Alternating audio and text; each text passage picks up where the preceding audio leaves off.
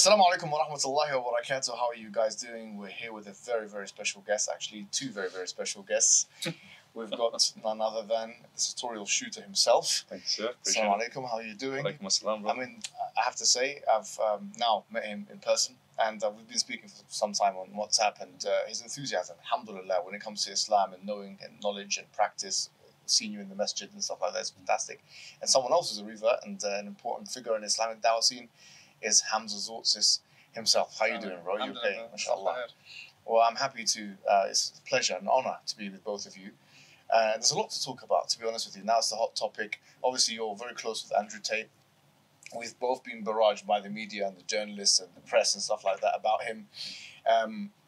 So-called manosphere, jargons and stuff are being thrown around in relation to all three of us, actually. We've all been kind of labelled as these kind of things. So there's a lot to talk about. But I think what I want to start with you is I'll speak about a little bit about your conversion. Okay. Because it was going around in WhatsApp how you converted. But, I really touched all of us, actually, because we went to some of our groups and we said this is the way he articulated it was really powerful. So can you just, for those who haven't heard it before, what brought you to Islam? All right, fantastic. I just want to start off firstly by saying it's an absolute honour to have both of you guys. I'm genuinely honoured. I do not think I'm in any way worthy. I think there's a lot of people, genuinely, who put a lot more time into their faith and deserve to sit next to you guys. So I'm genuinely honoured, and I genuinely believe I'm not worthy. So thank you. I spent a lot of hours watching both of you guys do your thing. I love the precision and the way you use your words and the way you speak to your faith with such passion and such power. It was very inspirational for me to be drawn to Islam. So that the dawah is working even with the person you sit next to. So thank you. Thank you. It's amazing. So thanks. So my path to Islam, 15 years in the Middle East. Even in 2004, I'd be sitting in a coffee shop in Tehran or having dinner on a rooftop in Damascus, and I'd have people trying to get me to consider Islam. So it's not a new thing. I believe you become a Muslim before you take Shahada concept applied very strongly. And more, even to this day, and I'd love to speak to it, the more I read about Islam, the more I say, hang on, I figured that out after 30 years on this planet. And here it is in a book that was written hundreds and hundreds of years ago. The amount of moments I've had, the Japanese have a term called satori. It's where like the break through the cloud, the aha moment. The amount I have them daily with Islam because I find belief systems that I've... Does your name come from that tutorial? Is there any connection? No, I don't think so. Yeah, true, good catch. Yeah. Pretty much every day I have moments where, whether it's talking to brothers like you or reading, I find belief systems that I've learned independently over the years or that I've realised to be true already exist in Islam and are spoken about and conceptualised even clearer. Wow. That, to me, every day I'm reminded of the power in the books and in the discussions. And I think myself, like Tate, very driven towards truth, very driven towards understanding what is this human experience about, how do I best live. Personally, I really believe that humans need dogma. We need guidance. You're going to get that from faith or you're going to get it from culture. Astaghfirullah, what a horrible place to get guidance from. Or maybe you get it from governments under like a communist system. But I think if we as humans are all looking for some sort of guidance as to how do I answer the big questions in my life, how do I find that community, how do I know I'm living on the straight path, Sirat al-Mustaqim, you cannot get a stronger interpretation of the human experience nor a clearer set of guidelines of dogma as to how to live than Islam.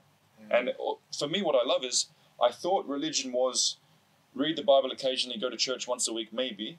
Then I come into Islam and it's this entire system for living, for interacting with people, for entering somebody's house. The amount of detail and guidance, again, based on the principle that humans need that to be fulfilled, Islam cannot be questioned as the most powerful and clear guidance for life. So, yeah, obviously I'm quite excited. It's not just the Red Bull. The more I read about Islam, the more I go to the masjid, alhamdulillah, right next to my house, the more hungry I am to make more time to read more and to speak more. Let's say you go to school and you have to learn something, you have to force yourself to learn it. So my journey in Islam is completely the opposite. I am working less and I'm saying no to money occasionally, because I do like to be successful, which I love to talk about. It's not a bad thing. Sure. But I'm pushing contracts away so that I have more time to read about Islam because I find it so fulfilling and there's so much power there. There's genuine power there that I'm only beginning to understand, but I can see that more and more, inshallah, throughout my life, faith will become every day, ideally, a bigger percentage of my time and focus. That's my current intent. Hamza, did you have a similar experience? Thank you for that, man. But that was beautiful the way you articulated that, by the way. I mean, and do you know what I find really amazing is even now your Arabic is actually really good. I'm not sure if you guys know, but he's learning Arabic, and he's as you heard there, Sirat al-Mustaqim, he's actually got good makharij al-huruf, you know, pronunciation and so on. Yeah. Was your experience similar? Yes, I think it took longer because I became Muslim when I was 22 years old. So I didn't have much life experiences, and your brain stops developing at 25. For those who think you're Pakistani. Yeah, I'm Greek. Yeah, so I became Muslim 20 years ago, 2002. I was 22 years old. October the 5th. Alhamdulillah. October the 5th? October the 5th, yeah. I told you, I texted you the other day, I said, it's your birthday. I became Muslim on your birthday. Oh, really? Yeah. I was thinking, my God. Alhamdulillah. So basically, I agree with you. I think Islam can be described as a kind of lock, if you like, or a key. And where the lock, and then the key goes into the lock and opens the door to well-being. That's the best way to put it. Now, throughout my experiences, I'm 42 years old now, so throughout my experiences, when I read a hadith, a narration of the Prophet Muhammad, upon him be peace, it makes much more sense to me now than it did when I was maybe 22 years old, because I didn't have those life experiences. So now I'm thinking, oh my God, look at the wisdom. So even now, I'm a speaker, I've written a book, whatever the case may be, even now I'm getting these aha moments thinking, oh, wow, really? This is exactly why. This is deep, this is profound. Because even with Quranic verses, they're like diamonds, right? And if you put some light through it, it'll refract in different ways. And it's like an infinite ocean, if you like. So every verse, for example, you can unpack so many layers and layers of meaning. And that's why, you know, one scholar once said, you don't really read the Quran reads you. So you would find yourself in the Quran. And every time you're going through this kind of existential life journey, you will find yourself in there. So if you add all those things together, in my view, the Quran is, or Islam is a key that basically just fits into the lock perfectly. And we've been trying so many keys in our lives. I was in Tibetan Buddhism, I looked into this, that, and the other. And you know what? The key's not fitting. But Islam, you put Islam into your lock, if you're like your existential lock, your spiritual lock, it just opens you out and you're free to experience life, experience the world. And you have a good well-being in this life and inshallah in the akhirah as well. It's very interesting that you say that. I did like yogic retreats. I went to Dharamsala, where the Tibetan government in exile live. I was a truth seeker as well. I found some element of guidance and of well-being, but we have to agree Islam is so far superior to. And I've looked into all of the major religions. Yes, of course. The sense of not just peace and well-being, but knowing that you are living the way, if I can say it, humans are meant to live. Wow. Islam gives you that so clearly. That's your experience as a 100%. Well, Islam, if you think about it, it gives you solutions at every level.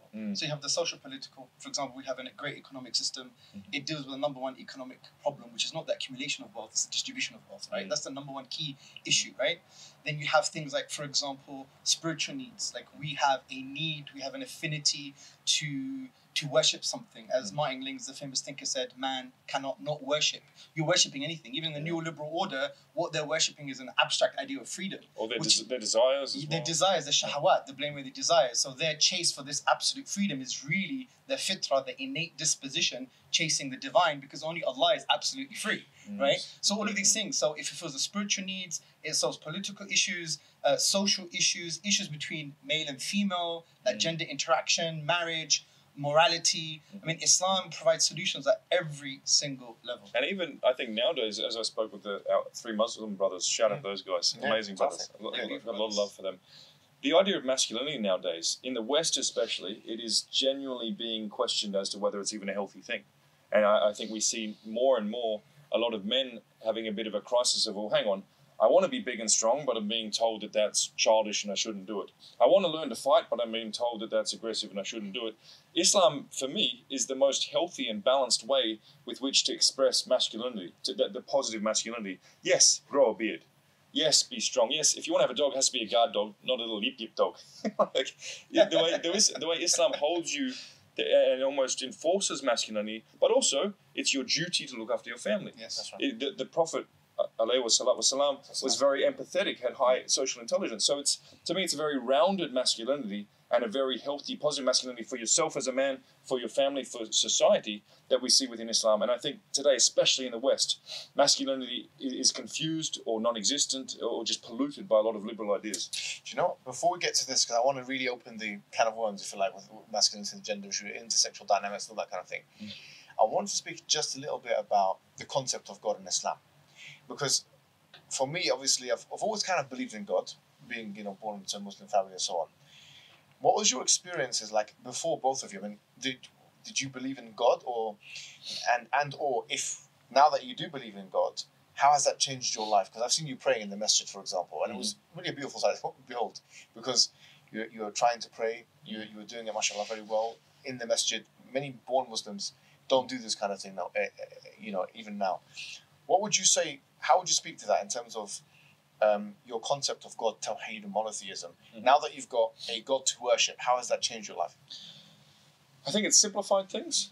As a truth seeker who's looking for guidance from many different places, it can get a bit confusing. Yes. Whereas when the beauty of tawheed, all right, this is it. This is the truth. So it's a more efficient pursuit of truth once you've converted to Islam. In terms of my interpretation of God, I think there's two ways to look at it. For me, first of all, there's the pragmatic. Now, if I'm a human who thinks all that matters is me and the universe revolves around me and there is no higher accountability, your life is going to be worse and your mindset and your daily experience is going to be worse than if you think, hang on, I need to be grateful for what I've got. Gratitude, there are so many studies now tying in gratitude and happiness. So therefore, believing in God will make you more grateful, will make you more happy. If you're walking around thinking, I can do whatever I want, there's no accountability, there's no akhirah, your life is going to be a mess. So I think I've always known that on a practical level, for the health, mental, physical of my family, for my pure, the quality of my daily life, believing in a higher force is useful on a pragmatic level. But then if we talk about the emotional, the inner state, I've always known that meditation is important and I've meditated all my life. However, I don't really do that anymore because I have that. I have the masjid. And we want to talk about Qadr Allah. Yes. It was always, when I moved to this house, it's like, oh, that's cool, masjid. Because I've always liked the call to prayer, the sound of it. Whereas now I can walk across the road. Wow. It is genuinely, it's a blessing. Do you know on this point, I mean, this is kind of, when I had this conversation with Jordan Peterson, I had a conversation in the mosque actually. You were there. Yes. We both had the conversation with him. And there was one thing that kind of went undetected or wasn't emphasized after that conversation with him. Because I mentioned something in the Quran which says, وَمَنْ أَعْرَضَ عَنْ ذِكْرِي فَإِنَّ لَهُ مَعِيشَةً ضَنْكًا. That whoever averts himself away from my remembrance, they will have a depressed life. That's what Allah says in the Quran. So I brought that to Jordan Peterson's attention because obviously him being a clinical psychologist and probably one of the era's best ones, I mean, many people could just ask the question, why is it that he's, sorry to say, depressed? Sure. So and needing to take medication. He took medication, all this kind of thing. So what I was trying to put to his attention by being subtle and also respectful of his own mental condition is that the Quranic prescription for this is actually to worship one God. And he agreed with it. Yeah. He said, and he actually gave a reasoning for it. And if one listens to what he said that is because if you direct your attention to one thing, it's very similar to what you just said. If you direct your attention to one thing, rather than your attention being directed to something which is multiplicitous, and he started doing this with his finger, that's what he usually does, right? He says, then, because when you direct your attention to something multiplicitous, it causes anxiety because you don't know how to direct your attention. This is grounding. This is a rock. Yeah. And what you said about meditation, I just want to add to that because I was actually looking into that. It was very, very interesting because there are many peer-reviewed journals in molecular biology and different kinds of things about meditation, and it's pretty much established now that meditation is actually good for your health and your stress levels and all those kind of things.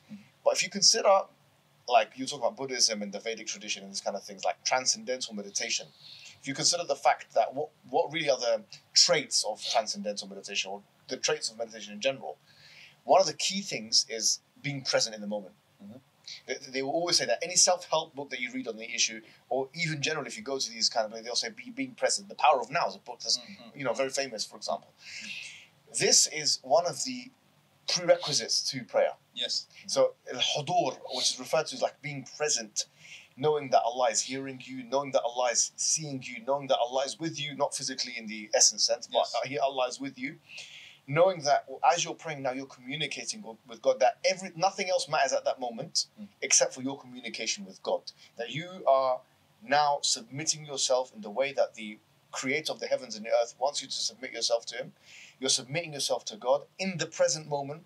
You're not thinking in a future-centered way, because now in the hustle and bustle of the world around us, we always think about the future. And on that, brother, you saw what I did with my little book. Exactly. So I'll walk over. I don't want to interrupt your flow. No, of course. I'll walk over to the masjid as soon as call of prayer. Before the prayer, I'll read my book. I want to get really specific with praying and make sure I'm doing everything right. And Arabic isn't where it will be soon, inshallah. And then afterwards, it's really good. Thank you, brother. Thank you. Afterwards, I'll sit there and I'll read my book as well. Then I'll come back to my house where there's work and there's phone calls, and that is my place of, as you said, separate from dunya, from fitra. That's where I just focus on what matters.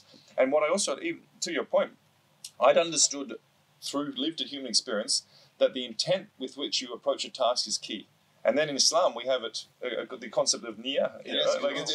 And so even when we're doing ghusl or wudu, having that niyyah, that intent, I'm now washing off, whether it's the stresses or the dirt or the unclean energies of which comes with, lived human experience, and I'm purifying myself in a way before I go and communicate with God. Just that intent alone is going to then make the process of prayer more powerful. Yes. These sorts of concepts don't exist in meditation. Just sit, think, feel relaxed. Right. If you are going with a very clear intent, to your point, this is a special moment, everything's being put aside, I'm now preparing myself to go and communicate with Allah subhanahu wa ta'ala, that is more powerful than any meditation on the planet. Absolutely. And I was reading a book, interesting, honestly, even with meditation, because I do a lot of, mindfulness exercise. That's become very popular in the West, right? I do it myself sometimes. I just want to see what it's all about, and there's nothing to it, really. They tell you to focus on something, because in Buddhism, I think they call it the monkey mind. That your mind is going all over the place because you can't. It's very difficult for 5 minutes if you tell someone, don't think about anything. So they'll say, focus on your breathing and just focus on that, for example. Even then it becomes difficult. Even then it becomes tedious and sometimes monotonous. I think that because the prayer actually offers you a script, or when you're doing dhikr, for example, which is remembrance of God, and you're saying subhanallah, or glory be to God, alhamdulillah, praise and thanks be to God, or Allahu Akbar, Allah is the greatest. It's just about as much thought as you need to stay focused and to not let your mind go into that monkey mind state, and also allow you to go into a state of flow to keep your mind rested and lively at the same time. Well, it's one of the best things you can do. The point is you're having a relationship. Yes. When you're doing, whether you're meditating, whether you're doing one of these new age spiritual techniques, which are really old, but they've basically projected them into the modern domain, they've repackaged them. I see this, this might be a controversial statement, I see this as a form of self-worship. Because what you're doing, because what is spirituality? It's a connection with the one that created you, or with at least something outside of the universe. We could agree on that. But this kind of secular form of spirituality is, right, it's more, it's you're chasing your utility, a certain particular goal. I want to feel good, I want to feel better. And that's why so many hippies have those spiritual egos. Yes, oh, thank you. This is very deep. So the point here is, when you're having a relationship with Allah, He is al-mutakabbir, for example. He is the grandiose. He is al-Rahman, intensely merciful. He is al-Wudud, the most loving. He is al-Rahman, intensely merciful. He's al-Rahim. He's the one. He has a special mercy that he's giving. He is al-Hakim, the wise. He has the picture. We just got the pixel, right? You're relating to Allah subhanahu wa ta'ala, and in that process, you're doing it in a way that is submissive, full of love, and is directed and intentional. This is what you describe as khushu' in a way, which in the Quran, in the chapter that says the believers, chapter 23, the first line says, "Successful indeed are the believers who pray with khushu', with this sense of, it's hard to translate that word in English. It's like a sense of heartbrokenness, a sense of humility to God, loving Allah, because worship in Islam is not just doing an act. There's an internal and external aspect. It means to love God, to know God, to obey God, to be humble before Him, to submit to Him, and to direct all your acts of worship to the divine. Yeah? So it's a whole beautiful package. But I just wanted to put this on the new Muslim journey. Before I became Muslim, I learned how to pray. It was such a transformative experience. I would be in subjects. I remember my friend, Dr. Ahmed, who used to train with him in Legion Fitness, the wrestler. I wasn't Muslim then. I remember him telling our Muslim friends, you are closest to your Lord in prostration. I feel that every time Wallahi. I really feel And that. think about the symbolism here, because your face is like the symbol of the ego, and you're putting it where it belongs, because you are nothing compared to Allah subhanahu wa ta'ala. There is even no comparison. Laysa kamithlihi shay, which doesn't mean there is nothing like God. If you look at the Arabic, laysa kamithlihi shay, there is nothing as his example, which is like a linguistic ploy to emphasize even more transcendence, right? So, salah, prayer was everything for me. Everything for me, because it helped internalize all the kind of abstract intellectual stuff like one God and Quran is a miracle and so on and so forth. But I have a quick challenge. The challenge is this. I really believe if every single human being comes to the Quran with an open heart, they would be compelled to accept this conception of the divine. It is intuitive, spiritual, and rational. It satisfies the mind and it brings tranquility to the heart. The concept of divine oneness in the Quran. If you compare it to the Christian tradition or other traditions, it's just on another level. I would even go as further to say, go to the 112th chapter of the Quran, which is really a summary of divine oneness. Read it and analyze it, and I'm telling you that would be sufficient, because it's the criterion for, even if you were to sit in a dark room and think about, right, who is God, and you had a sense of sincerity, you would align yourself to the words in the Quran. Allah is uniquely one. Qul huwallahu ahad, which means uniquely one. He is independent. He is self-subsisting. Everything depends on him. He begets not, nor was he begotten, and there is nothing like him. And even if you read the first line, Qul huwallahu ahad, Allah, what does Allah mean? According to the Arabic linguist, it's al-ilah, the deity, the one who's worthy of worship and love and connection. And Allah is such a beautiful name. It encompasses all the names in the Quran, which therefore you go into the Quran and you start seeing words like names like Al-Wadud, the most loving, Al-Rahman, the most merciful, Al-Bar, the source of all goodness, Al-Hakim, the most wise, Al-Alim, the most knowing, and so on and so forth. So I truly believe, as a challenge to anyone watching this, if you are sincere, go to 112th chapter and look at the whole of the Quran, look at God's names and attributes. It will be inevitable, if you're sincere, that you're going to be like, this is it for me. Yeah, cool. And just to tie that up as well, through prayer, there's that element of humility. You are putting your face on the ground. 100%. There is something higher than you. The problem with this modern day liberal endorsed spirituality is you're not conceptualizing the fact that you are below. All these, a lot of the hippies, because I come from a hippie family, they got massive egos. They think they're special because they meditate.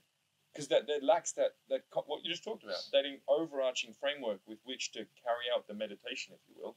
Salah has not just that concept of you should be humble because there's something bigger than you over meditation. I also view it as very powerful programming, in that you say the same things numerous times, they're going to imprint deeper in the brain, right? If you say, my favorite line every time I pray, I love it, and Tate and I have discussed this exact line, A'udhu billahi minash shaitana rajim. I love that. You are reminding yourself evil exists in this world, and guess what? You need to seek guidance and help from something bigger than you in order to resist evil. In the West, they don't really think about that. They don't remind themselves 5 times a day, or technically twice, because when you leave the mosque, you remind yourself again, that there's many influences, shaitan or jinn or whatever you want to call it, who are trying to push me towards, indulge in hedonism, or rip off, someone in a business deal, or be unkind to your neighbor. If you don't remind yourself regularly about the fact that shaitan exists, and especially with the new liberal order, this religion of wokeism, you will be pushed towards that which feels good, that which is gratifying. Why not do drugs? Why not have casual sex with endless women? But the power of, again, the idea that prayer is somehow positive mantras or positive statements that drill down into your mind. You remind yourself 5 times a day, no, evil exists, and I'm aligning with the highest force in the universe to resist that evil. That's going to make you a better person. And nowadays in the West, endless pornography for young men on these phones. Drugs accessible. Tinder makes casual sex accessible. What framework do young men in particular have with which to resist all of the temptations and the evil of the world, if not Islam? Yes. What is telling them? What is keeping them on the straight path other than Islam? I don't see anything. And actually, there was a Warren guy who joined Islam recently. Lord Bear is his name. He's on YouTube. At 21 years of age, he said, I cannot resist. I cannot resist everything that's out there, whether it's women or parties or hedonism or all these things. I'm choosing Islam because I know it'll make me more effective as a human. It'll make my life a lot healthier. I'll be a lot more productive for society. So at 21, he and very, very passionately took Shahada and became Muslim because he knows that Satan is real and he seeks guidance from Allah to resist Satan. It's showed me a more powerful reminder every day. I love it. Do you know one thing that you was kind of semi-viral in itself? I mean, your discussion with the three Muslims became viral. I mean, it was a really good discussion. But one kind of segment of that discussion, which was really good, was when you were speaking about the Prophet Muhammad sallallahu alaihi wasallam. We talked about Allah. I mean, I want to ask you about, from what you've read of the Prophet sallallahu alaihi wasallam, what compelled you, what persuaded you that this was the model? So that was reading about the Prophet was what made me understand that Islam was the way and the superior choice. Wow. And I think what it was is a lot of people are glorified and looked up to nowadays. Influencers, celebrities, footballers. A person, who cares? You kick a football well. Yay. Congratulations. But when you look at the Prophet, ﷺ, what area of life did he not excel in? He didn't just lead one family, he led many. He was in battle, a proven leader, and having experienced combat, it's no joke. You know what I mean? You want to talk about stoicism and being calm under pressure, combat will show that. He was successful in business. The obstacles he went through in his life, but he still stayed true to what he was doing, the sacrifices he made. Show me a better person through history who greater deserves that celebrity status or that influencer status. Show me. And also, I think part of the reason why I support Tate is that people who follow Tate and watch his long-form content are positively impacted by his messages. Yes. Now, I think that separates him from other influencers in that what positive benefit do you get from following many of these people who are famous for the sake of being famous? Yes. Many of the YouTubers, there's no benefit to the fans who consume their content. True. Now, for me, that's again, I know it's a bit impractical, but I wish the youth of today could somehow compare their role models or the influences that they consume the words of with the Prophet, because you cannot debate, you cannot compare. If you want to look up to a certain person throughout history, I'm sorry, it's not a footballer. That's right. It's not. That's right. It's the Prophet, who achieved so much in every area. So to this day, there are 2 billion people who look to him as the most important human on the planet.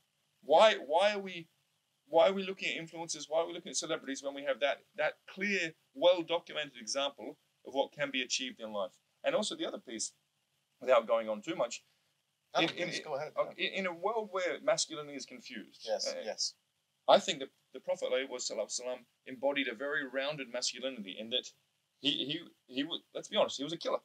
He killed people in battle, but at the same time he showed empathy and he was level-headed enough in battle to decide not to kill as well. That's, as a former soldier, professionalism isn't necessarily just putting rounds down, it's having that judgment call to show restraint. So he proved. Also, if we talk about the way he ran his families, he was very firm. At one point he went away from his wives for 29 days, I believe it was, and just said, no, you don't deserve my attention. That's right. But at the same time, he was very empathetic and very caring.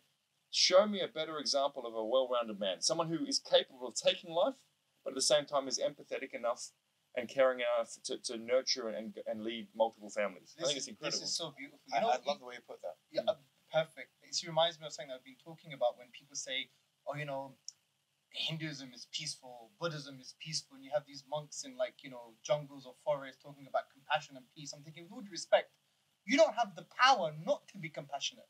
How can you even be merciful? You don't even have the ability. But if you look at the life of the Prophet, I want you to just reflect on this, right?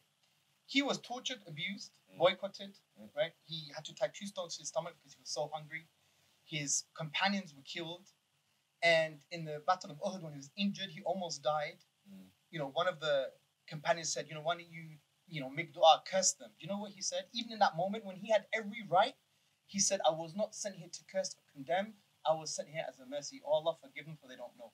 And that's in the midst of battle and he was dead. Hamza radiallahu anh was mutilated, his uncle.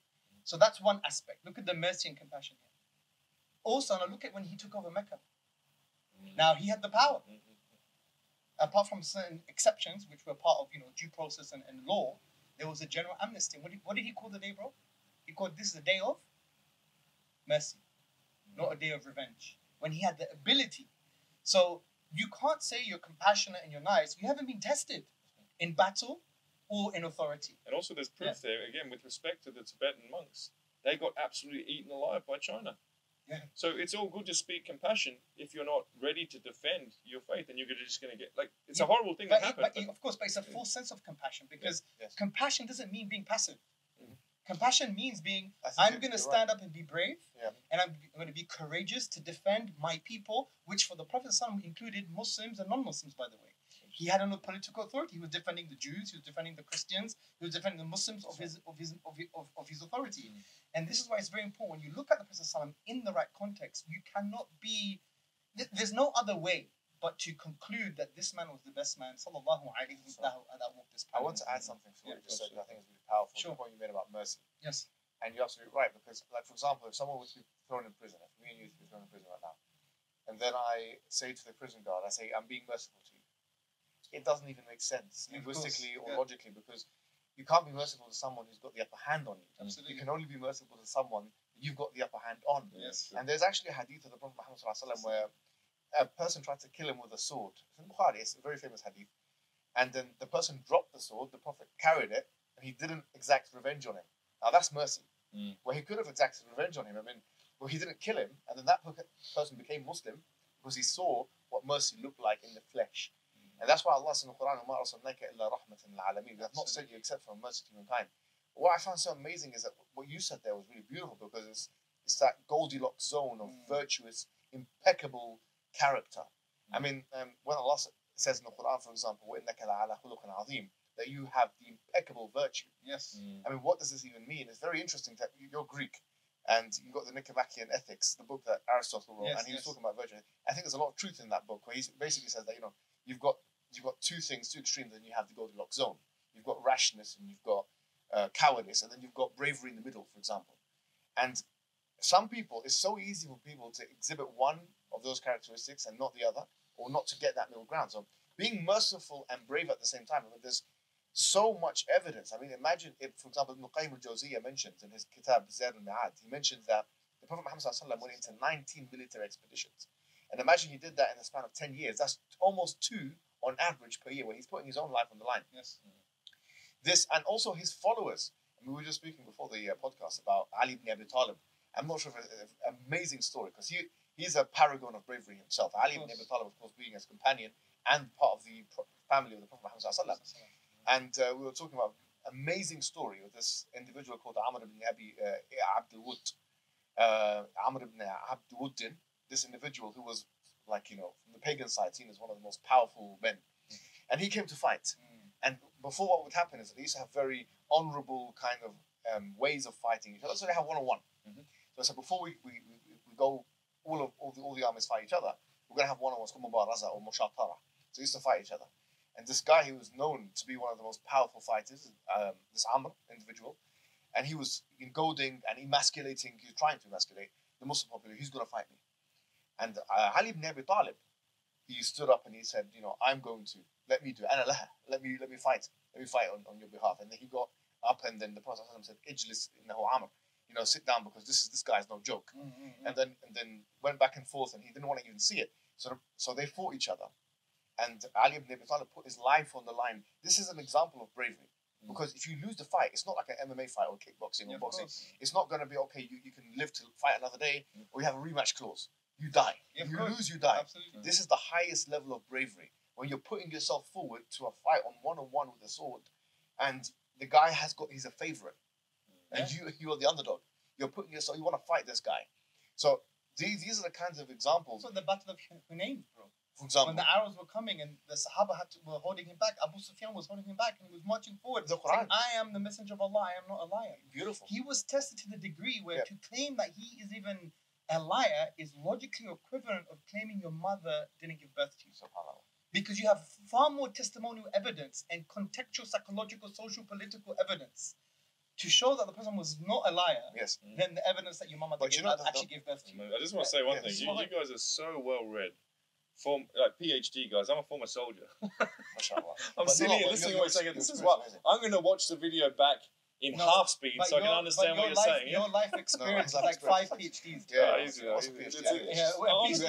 Genuinely, I am honoured to have you guys in my house. I really mean that. Thank you so much. But you know, the thing about the Prophet ﷺ is the bravery, but think about the mercy as well. The power. What I mean by power is the psychological power. Like there was a famous story, because I call this how you relate is what you create. He would optimize a person in every situation. Do you know how hard that is? That's leadership right there. Yeah. It's phenomenal leadership, right? I try and use that. We try and instill that in our organization, but it's hard.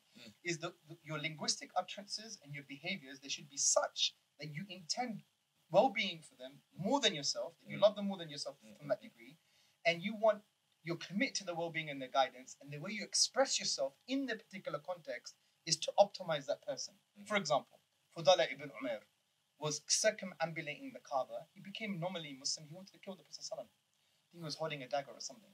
And the Prophet said, what are you saying to yourself? And he kind of reacted. And what did the Prophet do? He put his hand on his heart. He said, ask Allah for forgiveness.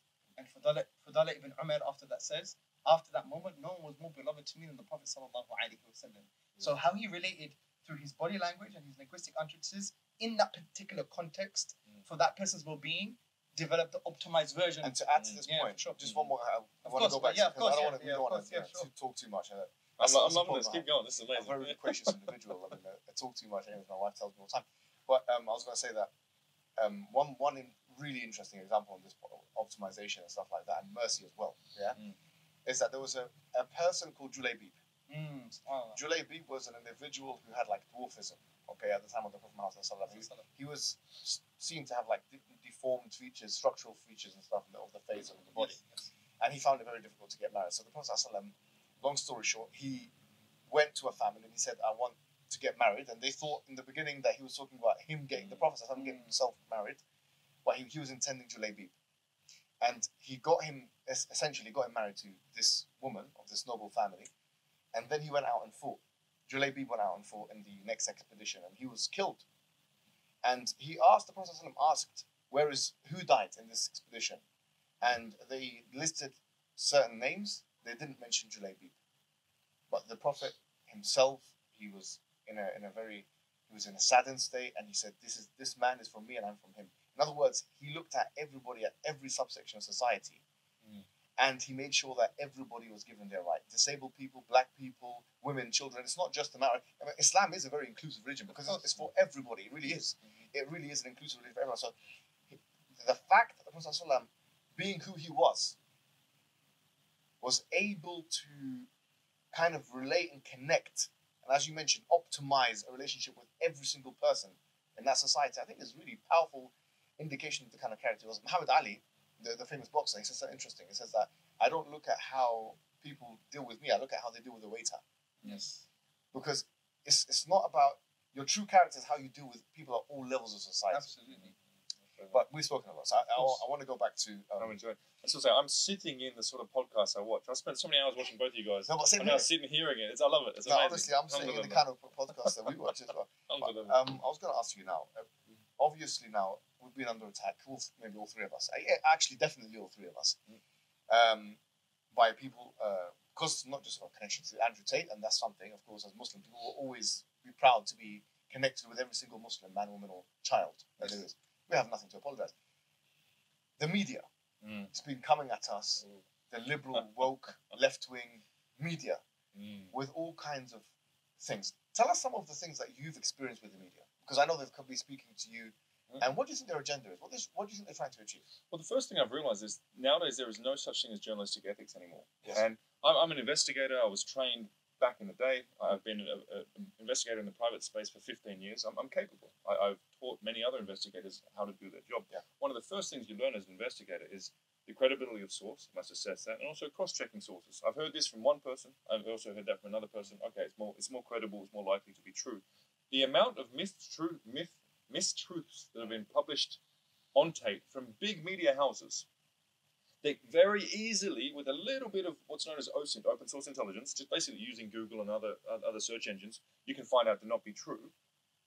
It's inconceivable that journalists are that poor at their jobs. So the answer then is there is an agenda. Yes. They sit there and with their editorial meetings and they decide on the party agenda, and the party agenda is we need to burn Andrew Tate. So find whatever you can to burn Andrew Tate. Don't look for truth. I mean, any journalist who wants to say Tate got famous for saying misogynistic things, have a look at the comments under his videos. There are thousands, if not tens of thousands, if not millions of positive comments about how Tate has inspired so many people, men and women, to say, you know what, I'm gonna put aside all of this liberal hedonistic stuff, and I'm going to embrace traditional gender roles. So women all the time, I've seen in many social settings, say, thank you for speaking up for women like me who want to be feminine, who want to be a caregiver, who want to prioritize family. Thank you, Andrew. Women say this to him. Yeah, the media won't acknowledge that, though, because their party line is, we need to burn Andrew Tate. So the idea that somehow all the journalists in the world are missing, in this instance, the fact that there's positivity behind Andrew, and they're just saying, oh yeah, he rose to prominence due to saying controversial things. What a disgusting fallacy. Yes. And what proof that nowadays Western journalism is not in any way driven to find truth. They're not practicing any sort of thorough investigative processes. They're just pushing their agenda. So seeing it firsthand, even big names, like the world leading media houses, I have zero faith in them. I have zero belief anymore, because they're not reporting the news. Yes. They're pushing an agenda. They are pure propaganda machines at this point. I've seen it firsthand. It's wild. It's absolutely wild. It's very interesting. Thank you, by the way, yesterday for jumping on with that journalist who was coming after Andrew Tate. Yeah. Very interesting. There was a journalist they're putting forward a documentary questioning Andrew's faith, and they had a bunch of leading questions. I mean, for those who, a leading question is, so on that day you were pretty angry, weren't you? You know, it was well, hang on, you're trying to push towards a certain answer. Yeah. You know, cops will use that in interviews. Yeah. The leading questions coming out of this individual, we record it in full form, something we learned from Vice, record everything in full form. I know you said that's a rule. One leading question after another. And the way this individual was trying to push the fallacy that Tate somehow chose Islam because it would benefit him in terms of his life. I'm like, hang on, first of all, when you become Muslim, there's plenty of hate that comes with that. It's not just benefit. That's right. Secondly, his main home base is a strongly orthodox country. The idea that he did it for some kind of benefit, or that it was the timing was mysterious. I first hosted Andrew Tate in the Middle East in 2018. Even back then, he was meeting Muslim brothers who took their faith seriously. Even back then, we were talking about Islam and the fact that, you know, the call to prayer is there's some power there. This is 5 years ago. More and more, he was spending more time in the Middle East. He decided he wanted to live here. More and more, he was spending time around other Muslims. The idea that it's somehow, what a coincidence that he converted. Of course he converted. He was a truth seeker as well. He speaks about the devil all the time. If you are consciously, he believes, Andrew Tate believes to the point where he will put his own welfare at risk, that he is leading the fight against Shaitan. Even a year ago, 2 years ago, he'd say that. Of course he's going to find Islam. Because again, when you pray, every time you conceptualize evil is out there. Allah subhanahu wa ta'ala, please help me in my fight against Shaitan. So this journalist trying to say that he was somehow... Thank you, sir. There we go. People know this address. That's why I got the dog, actually. Well-trained guard dog. The idea that journalists are trying to question his faith, which for Muslims, as I understand it, is absolutely haram, is a terrible thing to do. I find it so disgusting. And I'd like to release that video. The way this individual... And the other thing, he was trying to say that Andrew had chosen Islam because it would help him with business in the Middle East. I'm sorry. He doesn't need that. Andrew's got enough clout. Yeah, sure. He doesn't need to be Muslim to have people wanting to partner with him. It's genuinely disgusting. That's not how business in the Middle East works anyway. No, of course not. Genuinely disgusting. And then one of the questions was, oh, but why doesn't he show more of his faith? It's like, hang on. First of all, you say he's using Islam just for personal benefit. But then you're questioning why he doesn't show his faith. It's because for him, his faith is a private thing. That's right. He didn't want to film Shahada. He didn't want to... He views, like family, for example, was very private for him. You know, he's since gone now. I love Andrew Tate. Reads up G, inshallah. That wasn't planned, by the way. Yeah, okay, let's hope they move on. If not, I might need to go out and have a chat. But yeah, it's just my point here is, I find it absolutely disgusting the way journalists will come after Tate, even questioning a man's faith with zero grounds, with zero reason, based on the fact that they don't like what he says on the internet. It's disgusting. What world are we in that you can call yourself a journalist and pretend that you're a professional when you are questioning a man's faith, one of the most deep and important things in anyone's life, based on tweets that you don't like? Or, you know, based on, again, information from non-credible sources. Yeah, so journalists, my goodness, absolute scum filth. And I've learned that from human experience. You could the door swing both ways. You could just say to me, I don't think you're liberal enough.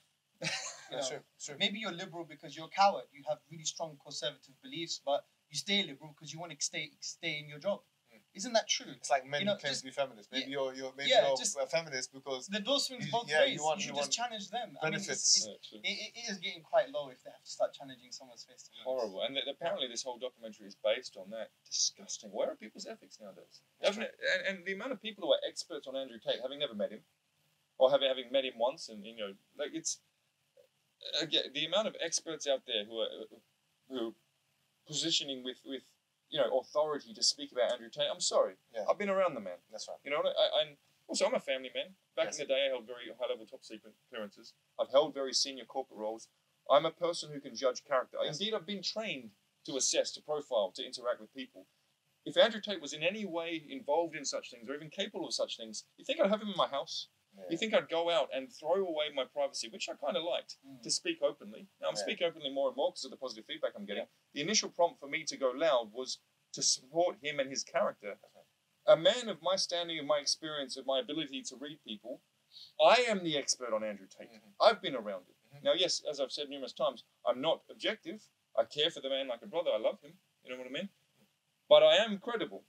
And I would not be sitting here arguing for him if he was in any way involved in any of this. Frankly, bias doesn't always mean, for example, falsity. Yeah, because some people say, well, you've got a bias because you can have a bias towards the truth. Everyone has a bias of some sort. Yeah, so you can have the bias towards 2 plus. You can have a mathematical bias. There's no problem with it. So I have a mathematical bias. I believe 2 plus 2 equals 4. Doesn't mean that is false. And the other thing I want to add is that a lot of the views that they come out with, for example, when you ask them to, because this is very famous now. I mean, you ask. I've done this myself. I mean, a lot of the journalists come to me and I say, give me an example of something that he said that, and they'll say, well, he says this and that about men and women. Whatever they quote, for the most part, I can bring you a rabbi who said the same thing.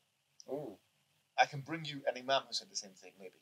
I can bring you an Islamic scholar. I can bring you a Christian priest. You would never go, especially to a rabbi, for example, and say, well, your faith says this, you're this, because you're scared to be labeled an anti-Semite. You might not even do it with a Muslim guy who's for example, with Muslim all his life. You might do it with a Muslim guy, frankly, because you throw Islam under the bus, no problem.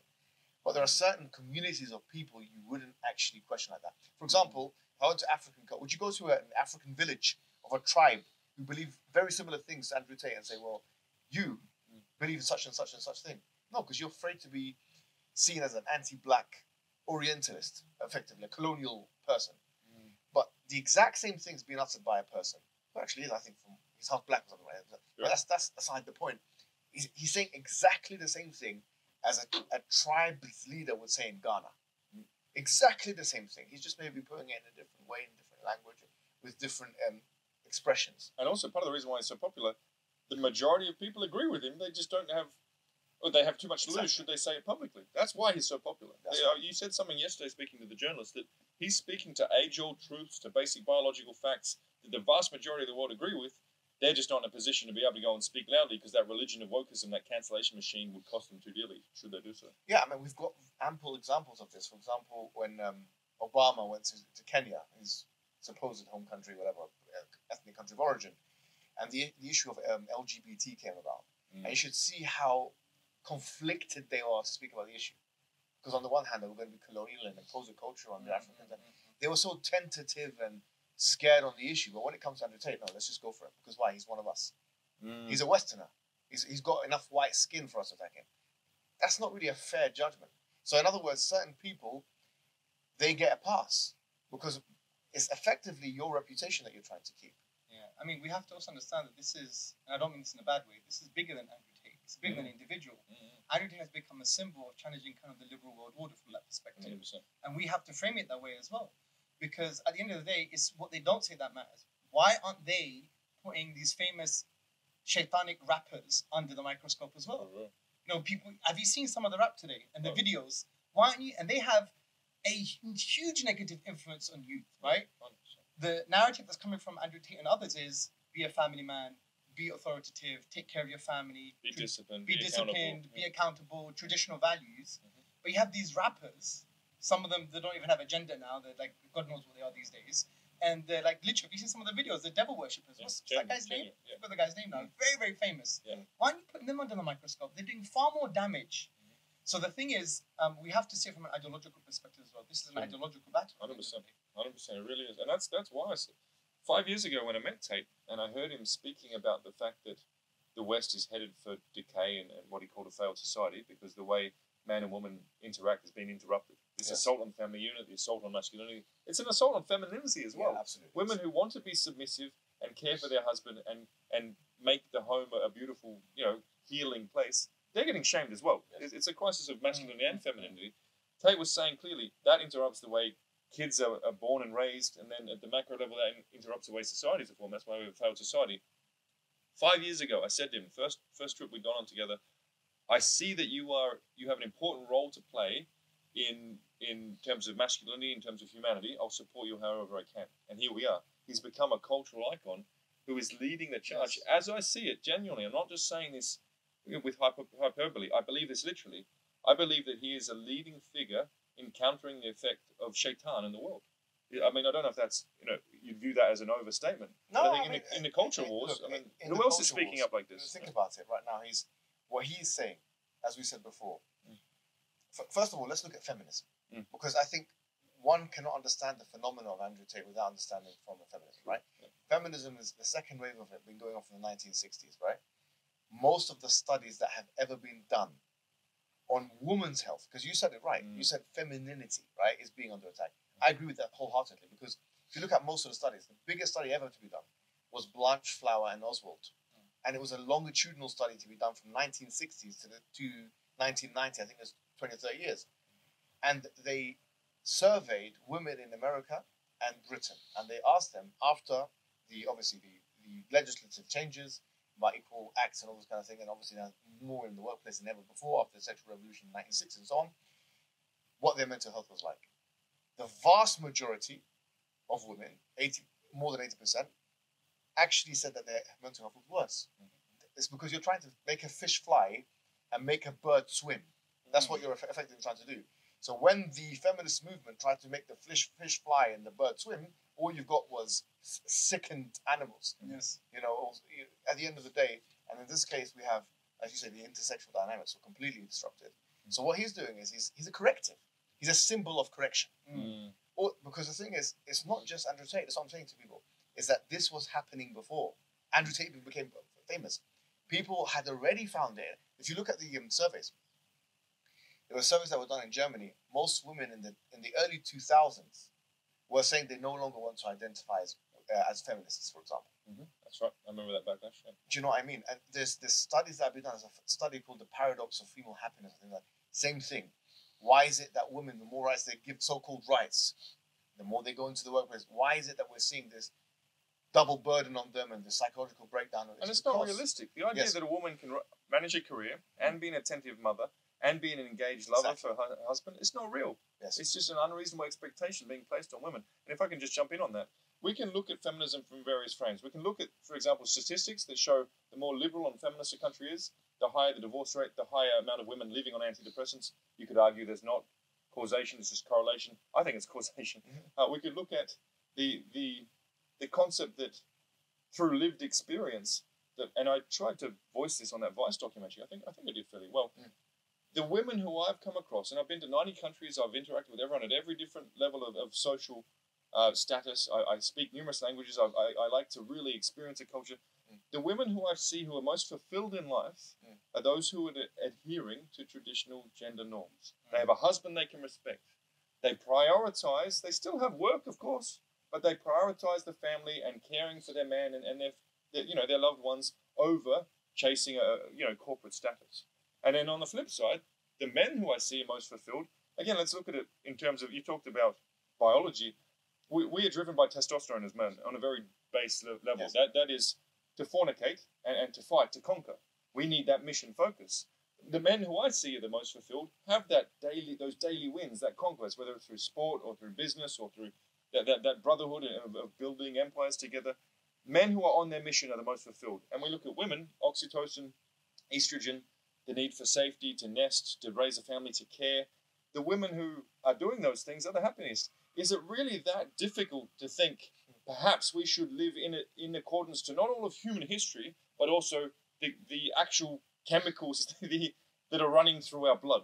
Yes, exactly. Is it? I don't know if chemicals is the right word, or endorphins, or it's our nature. It's the hormones that are in our blood perhaps if we live true to those, we might be fulfilled.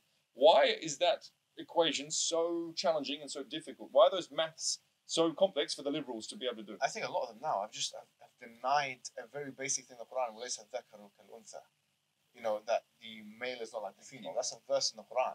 It's a simple verse. I'm glad we're sitting in Dubai saying things like that. You get cancelled saying that in London. Do you know what I mean? That's a verse, a simple verse. The male is not. It's not saying one is better than the other. Yeah. It's not saying like intrinsically a man is better than a woman. It's not saying this. It's just saying they're not alike. And what we're saying is that nowadays we're even questioning this reality. We're questioning, is a man, a woman, a woman. So when society has become this sick and this deluded, then it's no wonder we're talking about the neurotransmitters, the hormones, whatever maybe in the body that we're now denying the existence of. I think that's one thing. And economically, what you're saying there is cogent as well, because we've got the law of comparative advantage. And, you know, when someone's got one specialism and the other one's got another specialism, once again, it's not, we don't want to put fish in water, in the sky, and fish tell them to fly. So the point is that once you respect that order, that hierarchy of God is the most high, and then you have, you know, a managerial hierarchy. You have the husband telling the woman what to do, for example, and she has to be submissive to him and obey him. But also he has the, as Tate says, he has the authority, but he also has the responsibility. You cannot be a man who wants to tell a woman what to do unless you've really got it together, and you can look after her, look after your children, look after her parents, for example, with that authority to say, no, this is how it is in the household, is a caregiving and leading and protecting and providing responsibility. Women I know, they love that idea. They want to be looked after. They want to be protected. The feminists who you know, and these liberal women saying, where have all the good men gone? The good men are adhering to traditional values. The very good men take faith, ideally something as strong as Islam, very seriously, so they have an accountability to a higher force. Your liberal men, who have no sense of higher accountability, nothing keeping them disciplined or on the straight path, and think that, everything should be equal. I actually heard something the other day. Apparently, in the West, it's women have asked for flowers from their partner, and the man has returned with, why don't you buy me flowers? That's the state we're in. This idea that, again, has been forgotten. The Quran says men and women are not the same. We have equal rights, sure, in terms of everyone being able to live safely and you know, go about their daily life. But this idea that we're somehow the same is ruining the world. And it ties into one of the first things Tate said to me, that's why the West has failed, and that's why I'm sitting here supporting it. It's oppressive, because treating two different things the same is oppressive. If two things are different and you're treating them the same, and that's what Aristotle said. That he said that oppressive. He said that you cannot treat different things equally. Yes, it's a very simple statement. And you know what? It's not just the liberal world order; it's the postmodern world order now. Postmodernism, which basically says any form of hierarchy is a source of injustice and oppression. And they say there is no objective method to come to an objective truth. That's why they'll deny biology. They'll deny truth. They'll deny, like, you had some crazy person saying like 2 + 2 is not really 4, right? He says that until he's in a building which requires an architect, which absolutely who puts 2 + 2 together to make 4. And this is the problem. Now, what's really funny is they say there is no objective method to have an objective truth, but they believe in the objective truth that there are oppressive hierarchies. It's a contradiction. It is a total contradiction. But that's what the left specialize in. And I want to drop something here that I read just the other day. I went, oh wow, so relevant. I was reading a book written hundreds of years ago, and it said that at the lowest level of hell, I forgot the name for that level, that's where the hypocrites are. It's not right. And what is the one tendency we see in liberals above everything else? Hypocrisy.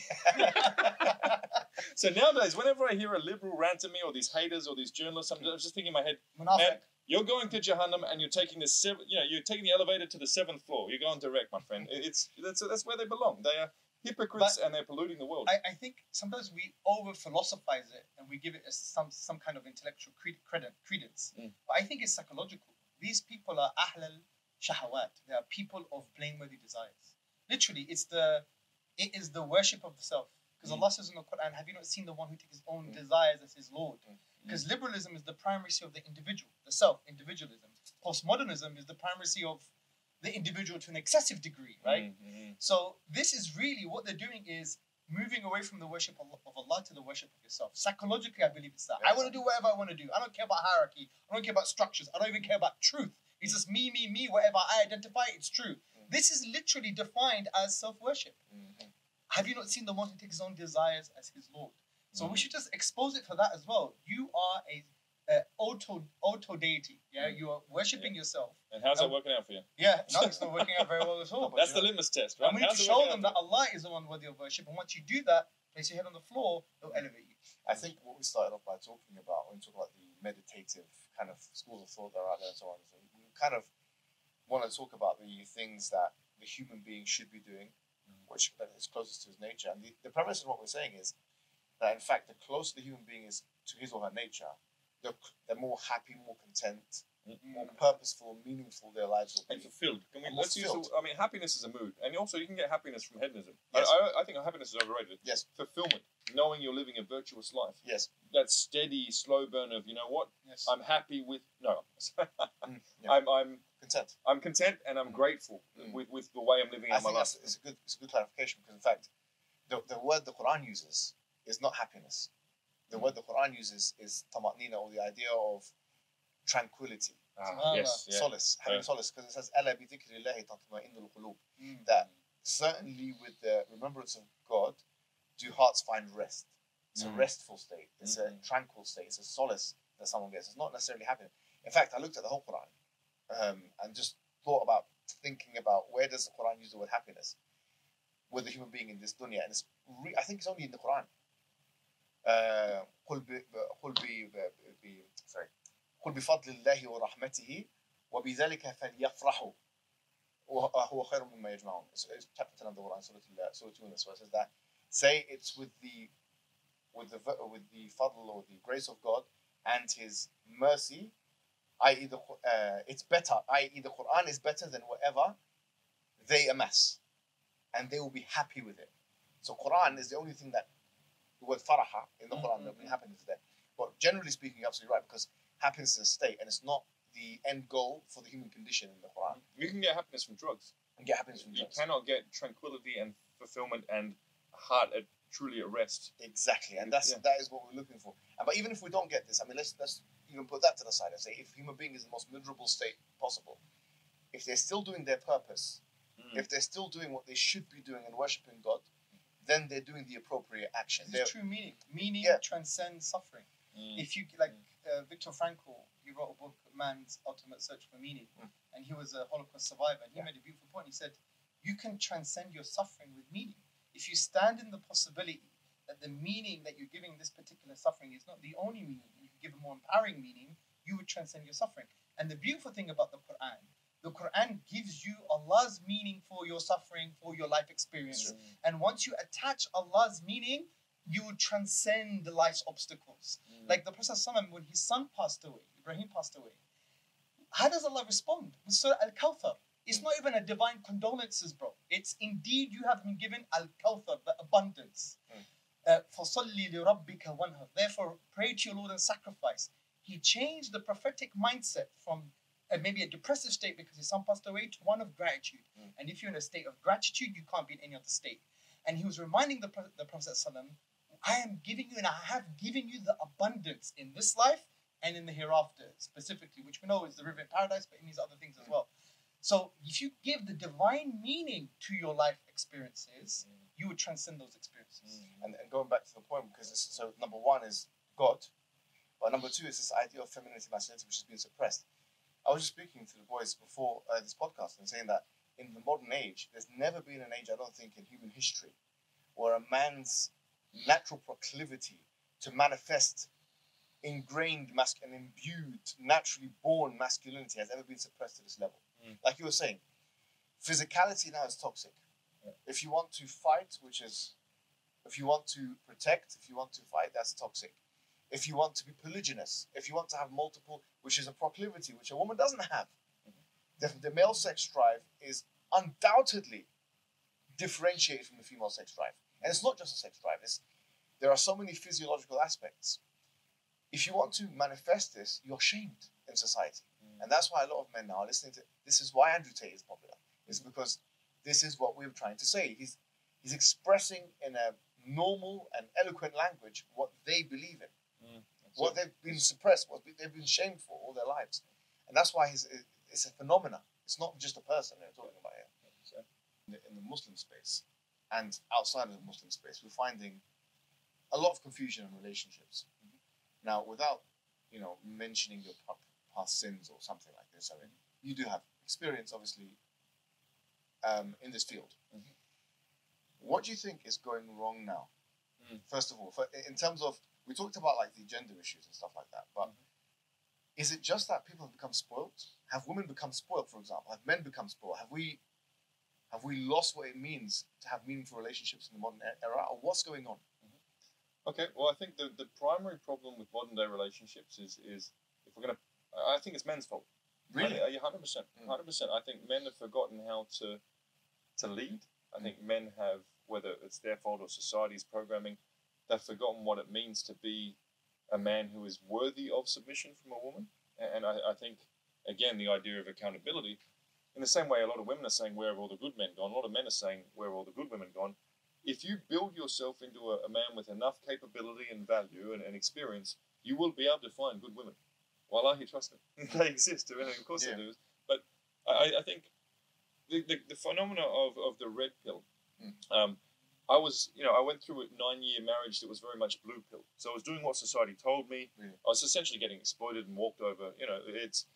And indeed, so are all the men in my social circles. Like, a lot of people think golf is about golf. No, it's not. It's about men whinging about how miserable they are with their wives. Really? That's what golf is. I was always wondering why people play that sport. No, it's just so they can. Well, Is it even a sport? It's somewhere where you can have private chats to complain about when was the last time you had a fulfilling bedroom moment with the woman that you're paying everything for. That pretty much sums up golf. So I think as a result of the imbalance of traditional gender norms, most marriages in the West are very confused, and it's a competition. It's not man does man, woman does woman. They work together as a team, which is where fulfillment is. It's we're going to compete, and we're all going to try and do what the other one should do, and everyone should do everything 50-50. It doesn't work, and I'd love to see any couple living true to that modern day version of a relationship who are having strong intimacy. Show me a liberal couple where everything's 50-50. Everyone's doing 50% of the housework. Everyone's, cutting the bill in half, 50%, who are still passionately in love with each other and having that strong physical passion after a couple of years. Do you know what you're saying is so interesting? Do you know why? I was reading a book, I think I mentioned it before we started this podcast, A Billion Wicked Thoughts, which talks about like the sexual preferences of people. And in fact, they've tabulated it. They've got like these online things where people watch and so on, pornography and all kinds of anecdotal experiences and questions and all that kind of thing, men and women. And one thing is for sure, what women are interested in is dominating alpha-type male figures sexually. In fact, the question is... Good luck. No, I mean, because for people that will challenge you, say, actually, what you're talking about, it's not research-based. It's not just something, some anecdote or some opinion, some take of some... Actually, it's backed. What he's saying is backed. Because when you find, like, for example, 50 Shades of Grey, one of these, most popular book of the last decade. You see what I mean? And it's mostly the readership is women. You'll find that women are actually interested, mostly, the scenario, the fantasy is about a man that's domineering. Why is it not a blue-haired transgender? Sorry to say, Yanni. I mean, Yanni, why is it not... why is it, when you put in your sexual fantasy, a blue-haired transgender, why doesn't he become the star of 50 Shades of Grey? I'm laughing so much I'm sweating, bro. No, but the reason... No, that's the question. Yeah. The reason is because what he's saying seems to be the most reasonable reason, is that there is a biological proclivity and natural inclination for a woman to be dominated in a certain manner, sexually and otherwise. I'd love to break that down, if I can. Please do. Okay. Please do. So I think there's because I think you're going to offer insights we all need to hear. I mean, again, I don't want to say anything inappropriate, but in terms of intimacy, as we know from 50 Shades of Grey, women want a dominant man. Now, I've often thought, and again, without talking about specifics, 50 Shades of Grey involves a lot of BDSM type stuff. Yes. A lot of women are into that sort of thing. Now, you have to ask yourself, why would a woman be into that sort of thing? I believe it's because if they are confronted with and they experience the strength and the power of the man they're being intimate with, they therefore feel this is a strong man who could protect me. They also think, he has that alpha seed that's then going to give me the strong kids, so I'm going to have the healthy kids, again, who can go on and protect me and continue the lineage. So I think on a deep psychological level, the urge, if you will, to be dominated or to be with a dominant man ties into both self-preservation, survival, because again, okay, nowadays we have police, women have jobs. Back in the day, as a woman, a couple hundred years ago, if you weren't protected by a man, you wouldn't survive. So okay, can I ask a question on this? Now my curious side is coming out. You know, one of the categories that women really liked is lesbian pornography, for example. Even heterosexual women. What do you think the reason? Because then someone will say this is kind of like counter to what you're saying. I mean, you're saying BDSM, okay, that's one category that they're interested in. But one category, another category, even heterosexual women is lesbian category. And some people have said that is the reason why is because of the exact opposite reason of what you're mentioning, which is that in fact a woman knows what a woman wants. She likes the sensual aspect. She likes the romantic aspect. She likes to be, seduced slowly and these kinds of things. How would you respond to that? How does that fit in with what you're saying? I think it ties in the fact that women are objectively more beautiful than men. I think the most beautiful feminine form will get a lot more attention from both sexes than the most beautiful masculine form walking down the street. I think I'd put it as simple as that. That's interesting. Yeah, I just think women are, if we break it down, women are, throughout history, their beauty has been spoken about. Yes. That's been an overarching standout in myths and in legends. You know, the princesses are always beautiful, right? Whereas in myths and in legends, look, he might have nice flowing hair as per some of the Greek classics, but his defining feature isn't his beauty; it's his capability, it's his character. It's, if anything, throughout the various myths, it's his dominance.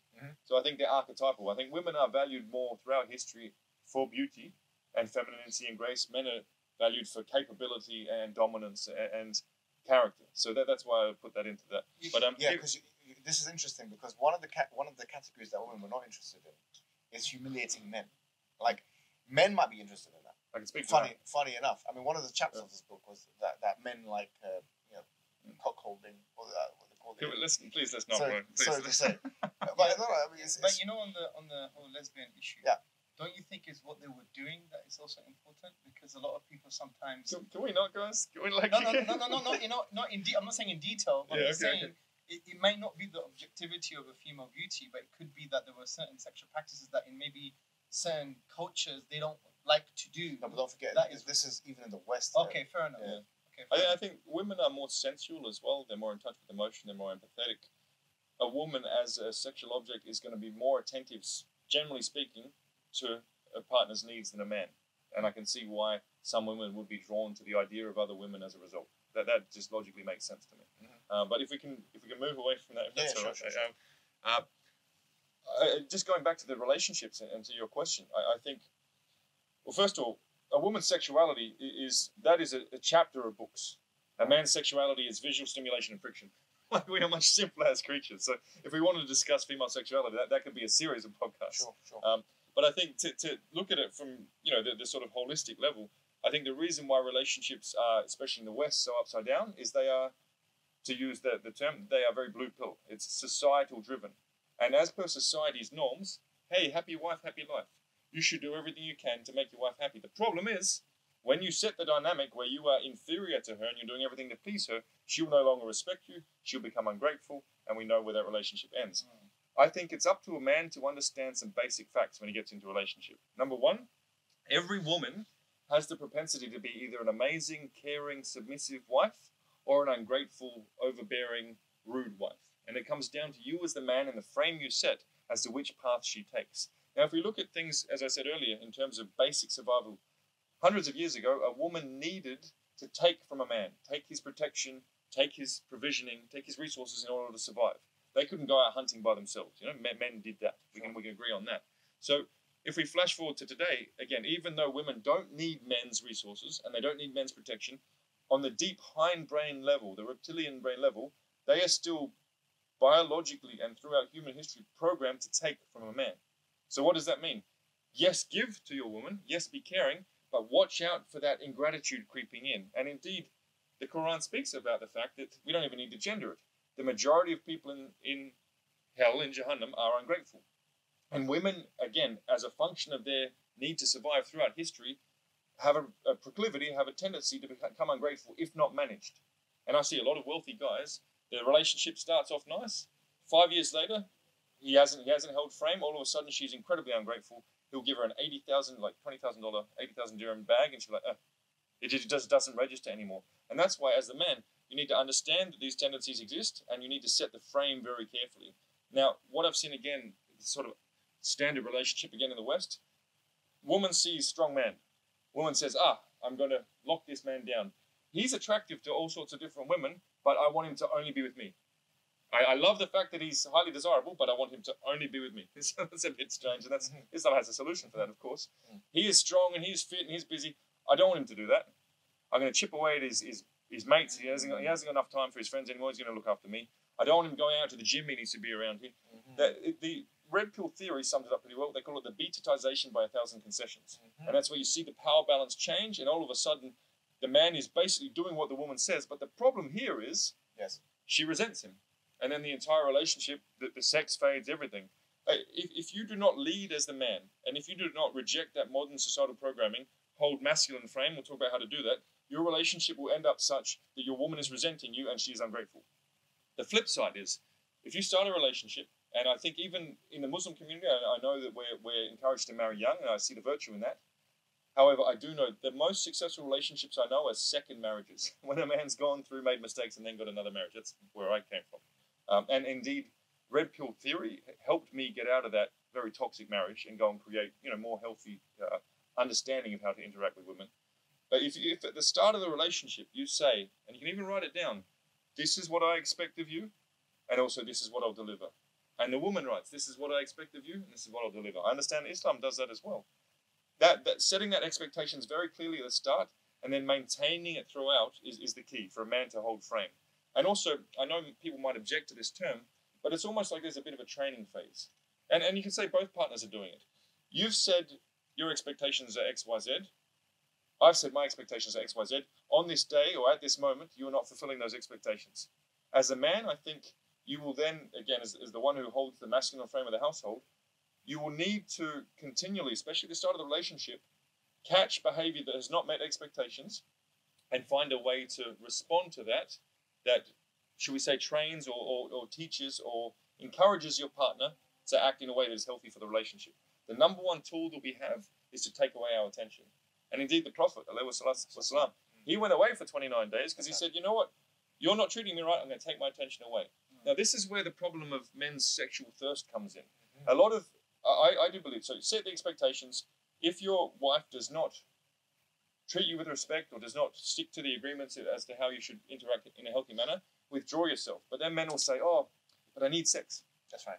And my question to that is, where is that thirst coming from? Is it a physical thirst or is it a mental thirst? Very interesting. If it's a physical thirst, you mean to tell me, as a man, you cannot control your urges and feel yourself get more pumped up as the days go on. I like holding on to that sexual energy.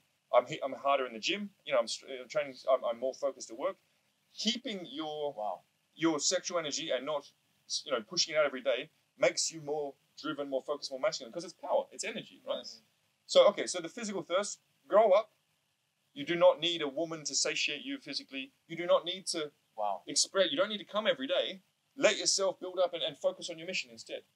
But then we look at the mental thirst, and this is where most men, their lives absolutely are disrupted. Wow, man. The mental thirst is, my mum didn't give me the validation I want, and now in the modern, say again. Or that maybe as well. Typically speaking, when it comes to interactions with wives, that will stem from your childhood issues that you had with your mum, with the feminine. The main feminine influence in your life as you're growing up.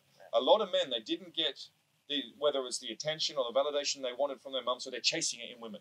Or there's the whole, hey, if I can impress a woman, therefore I'm worthy. This sort of petty stuff. But again, culture imbues that in a man. I remember just the other day, I put on Spotify, actually this is before Shahada, I put on Spotify, it was the gym playlist. After 5 songs, I had to turn it off because every single song was, oh baby, I'm lost without you. Oh darling, give me another chance. In the gym playlist. Rubbish. I can't even go to the gym without being fed this mental thirst. It's being programmed into men. So I think, honestly, men need to get over, control your physical thirst, channel it into other areas. Get over the mental thirst, examine why you are seeking validation from women, and therefore, you do not have a woman's ability to give you sex over you. Personally, in my current relationships, any issues, I'll hold frame such that even a raised eyebrow, I feel disrespected. We've agreed at the start of the relationship that respect is very important to me. I'm not going to be intimate with you for 72 hours. I will enact a sex fast. Yes. Because I do not have any physical thirst. All right, I'll go to the gym more. I'll do more push-ups. Mental thirst, I do not get validation from women. I get validation from higher places, from brotherhood, from work. Yeah. If you can free yourself from that, oh, but I need to be on good terms with her so I can have sex, you are then in a much better position to hold frame. And again, if you do not hold frame, after 5 years, she'll become ungrateful. The passion will be gone. She will not respect you. A woman is happiest when she is with a man she can look up to and respect and think, that man is my hero. That is when a woman is happiest. A man is happiest when he is focused on his mission and he's holding frame and he's respected. That line, a man must feel respected before he can feel loved, is very important.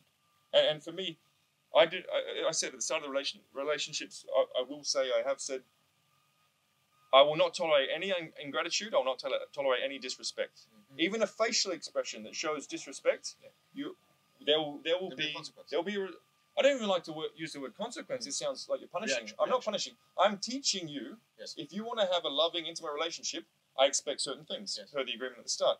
And so every man should have his self-control and his self-awareness together such that he can say, we're not going to be intimate now. And it's the woman who's left thinking, oh, that's the dynamic you want. The healthy dynamic is when a woman wants intimacy more than a man. And you can set that up if you get rid of your thirst. You learn to channel your physical thirst and release your mental thirst. I'll be honest with you. This is golden information, by the way. It's fantastic. And especially, I think, with Muslim men, I'll be honest. I mean, a super drug is a pharmacy in England, but they also do studies and stuff. They done a study on sexual body counts of the average person at the age of 21. Okay. And in England, the average number for a male is 9.5 by the age of 21. Okay. Now in the Muslim, seems like a lot. It seems like a lot, but if you say the Muslim community, I'd probably bet it's either 0 or 1 at the maximum. Now, what that does for a Muslim man, and this is why I want to get your kind of advice here, because Muslim men don't have the experience with a lot of women.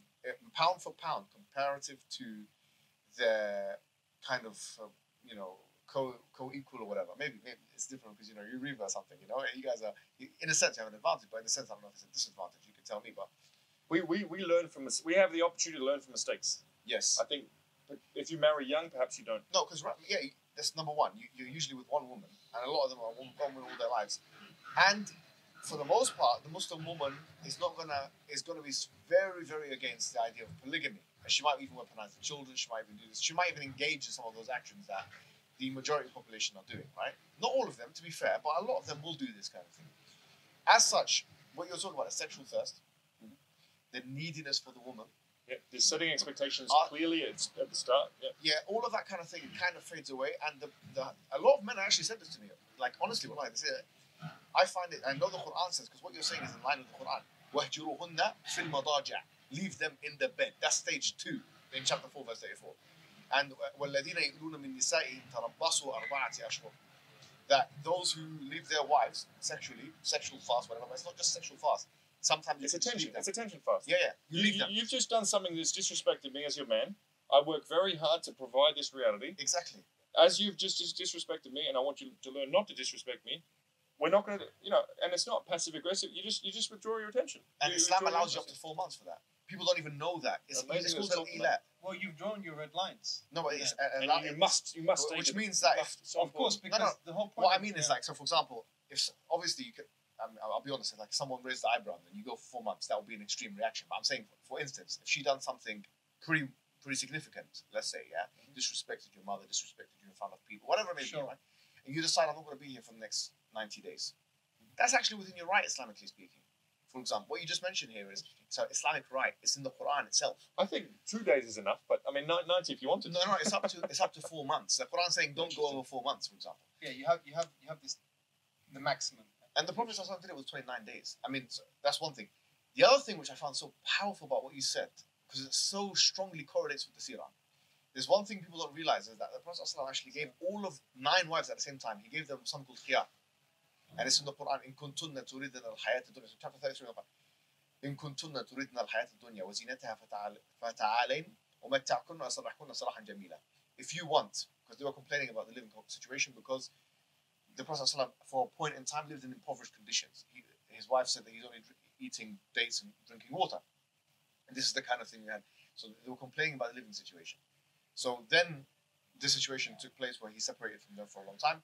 And then this verse came down, which is, if this is a conditional that is set to the Prophet's wives, if you want the adornment of this life, or this life and its adornment, then come and I'll let you go. Now, what people don't realize is that this was actually binding. If any one of his 9 wives at any point said, I don't want to be with you anymore, it would have been effective. And they would not have been, punished in a punitive way. In other words, he actually, the Quran and the Prophet ﷺ gave them the right to leave if they wanted to. Can I just jump in there? Please keep your flow going.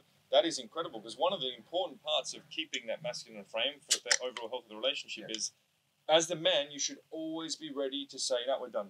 You have to. You cannot be thirsty. No, okay, you disrespected me, but I'm going to keep you next to me. No, you cross certain lines, we're finished. There's no hard feelings. I'm not going to be nasty. I'll take care of you financially per the contract that we've engaged in. But even, like, no matter how much you love a woman, if she crosses certain lines and doesn't respond to your request for her not to stop them, you need to be okay to walk away. And that's where a lot of men make mistakes. Yes. They're thirsty for sex. They're thirsty for approval. Oh, she disrespected me. Oh, but she... The amount of guys, I've been in very high-end dinners, and their own wives have disrespected them openly in front of a group of people. I'm like, bruv, it's your house. Ask her to leave. These men forget that they have the right to request respectful treatment from their partner. And if you don't get that, you need to be ready to walk away instantly. Yes. But again, men are so thirsty nowadays, again, because of that blue pill programming, that they don't know how to hold frame. And what you're saying is that it's ironic that that's the case, because that actually puts them off the man. And I was actually reading a study 3 days ago. I don't know why I was reading the study. It's I can get you the name of it. I've got it on my phone, but it's basically the top reasons why people get divorced. And the people of the study mentioned 12 reasons. One of them was extreme clinginess.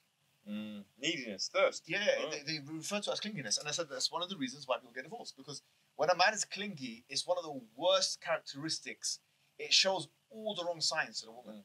Yes, and that's why I think polygamy, in a sense, can actually save marriages. Before we get to polygamy, I just want to make 2 points very quickly. The first point is the reference that you made about the ingratitude in hell. It's the hadith, not the Quran, just for people to know. Okay, thank you.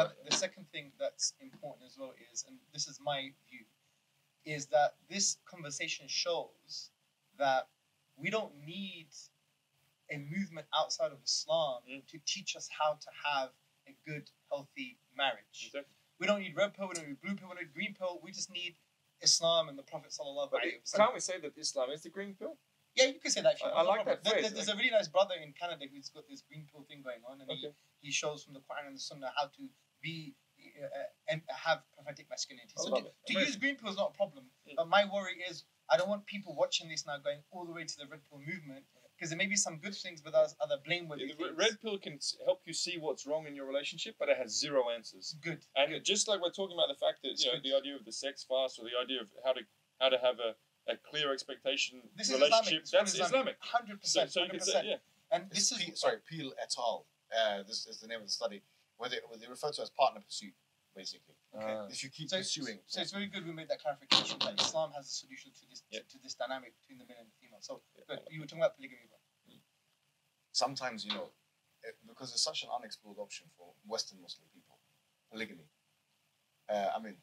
For the majority of the population, it's completely unexplored. And a man would be happier to get a divorce than he would to do polygamy, because the woman has set the conditions for him that if you do this is going to happen. See, I really don't understand that, in that if a woman truly loves her man and truly trusts him and truly wants him to be happy, can she not understand that he has a natural, strong urge for sexual variety at a very deep level, and that there is a safe, respectful, halal way with which to pursue that, if he is at the standing where he is able to provide for multiple families, not just financially, that's the easy part, but in terms of time, care, empathy, family leadership. I don't understand why it's so hard for women to understand that. I mean, look, I didn't choose to need sexual variety or to want it so badly. It's in me. And if anything, if I could turn off the need for sexual variety, wouldn't it be easier? If you could have one woman and genuinely feel, you know what, this is enough for me, wouldn't that make all of our lives easier? However, the reality is, if you only are intimate with one woman as a man, over time, even if she's the best woman in the world, you will start to feel the need for something else. Absolutely. And also, as we know, if you do have multiple women in a halal way, you will have higher testosterone. You will put more energy into into, oh, I've got multiple families to look after, I need to be the man. Like, to me, it's natural. I don't know why it's demonized. What you're saying is backed by science, it's backed by psychology. Probably one of the biggest studies that have been done, Baumeister and Cantonese, and they did actually compare the sex drive of a man and a woman. And they refer to the sex drive in the way that you have, which is not just the frequency of sexual experience, it's the variety of it. Because I was thinking about this, I was speaking to the guys about this as well. Don't ask me why I keep saying speaking to the guys. But I was speaking, because in a sense, a Muslim man, for example, we're talking about the community, maybe a Jewish man as well, a lot of religious people, the same thing would apply. He may have more sex than the average Western person. Why? Because at least if he's got one person, he's having sex with her maybe every day or every other day or 3 times a week or whatever it may be, right? Depending on the age and the experience. But he doesn't have as much variety. So in one way, the average Western man, although maybe he's got like 3 sexual partners in a year, there's a long distance between one and the next one because he has to find her in the club or whatever. I remember my friends used to tell me, maybe if you're a high level guy, high value or whatever it may be, but for the average guy, he's going to have to work his game in order to get one woman and the second and the third, and there may be long periods of drought in between, for example. The Muslim man has sex every day, but with the same woman. In one way, this guy is sexually frustrated. In another way, this other guy is sexually frustrated. The average Muslim man is sexually frustrated on one level, and the average, let's say, Western man is sexually frustrated on another level. Yes. One's variety, one's access. The first place. Basically, and so I feel like this is an important point because when you're talking about we didn't choose to feel like this. There is evidence to show that the male sex drive, the man wants to have more sex and with more different kind of women. I just want to say something on that. If you have your relationship dynamic set in the way that is optimal, your woman will want to have sex with you more than you want to have with her. Without question. Without question. And that's why all these men who are like, my woman is not okay with me having multiple, or, she's not attracted to me. If you really do develop yourself as a man in all areas of life, if you chase excellence, and then you start a relationship with very clear guidelines and you hold that frame, your woman will want you more than you want her. Now, if you've set the dynamic up in a way and you haven't held frame, I don't think you can re-engineer it. You can't negotiate real, pure passion. It's not, you can, hey, you should want me more. Oh, but it doesn't work like that. But if you have really pursued excellence as a man, and to the point where you can look after multiple families, your wives will want you a lot more than you can handle. That's a question.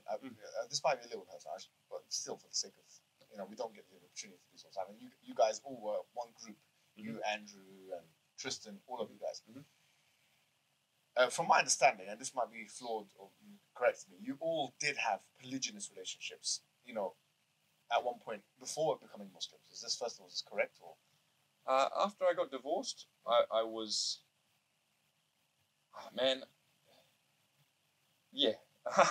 I was not lacking in variety. Let's put it that way. But were there romantic relationships? Oh yeah, definitely. So the romantic and obviously intimate at the same time. Okay, to ask it bluntly, because these women are not incentivized by the religious incentive, let's say. How did you do it?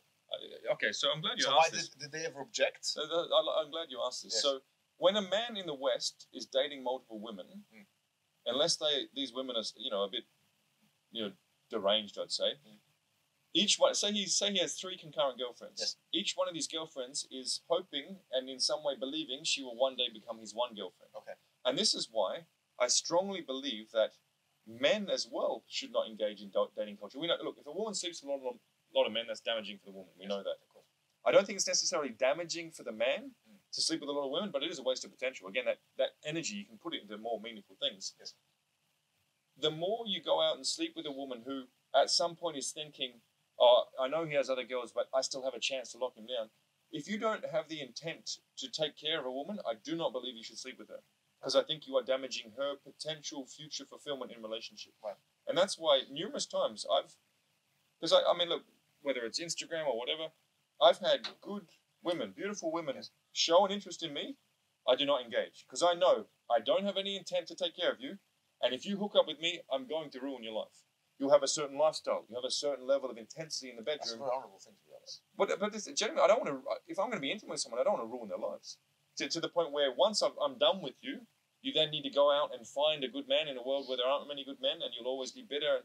now that I don't engage with her, maybe she'll go and find a man she'll have a happy family with. So all these men, these high-level men who are just chewing through the girls and don't have any intention to take care of them in a halal fashion, I think it's very damaging for the women, and hence the men shouldn't be doing it. They should take some responsibility. There are studies to this effect. I looked at the study of casual sex on both men and women, and women that do engage in casual sex, they are harmed on a variety of different metrics. And so therefore it's unethical of the men to have sex with lots of women. I really think it's I remember seeing a scholar a while ago, a very outspoken scholar, saying, if you want to have sex with multiple women, you should take care of them. If you want to lie with her, you should marry her. I wholeheartedly agree with that. Yes. Because anything else is unethical. Yeah. Can I run something past you? You mentioned a very profound point about if a woman really loves her man, then this polygamy issue shouldn't be a problem. Loves and trusts. Yeah. So I have a theory, right? There's a Korean-born German philosopher. He's seen as like one of the greatest philosophers of our era. His name is Byung-Chul Han. He wrote the book, The Agony of Eros and the Disappearance of Other, I think. Yeah. He's got a beautiful theory, and he links it to the liberal world order, which links to the stuff that we talk about, endrotiet and everything else, right? So the liberal world order creates this sense of narcissism. We don't know how to love anymore. Because what happens is, to love someone, you have to be committed to the well-being and guidance of that particular person, the other in their context. But because we live in a narcissistic society, there is a disappearance of the other.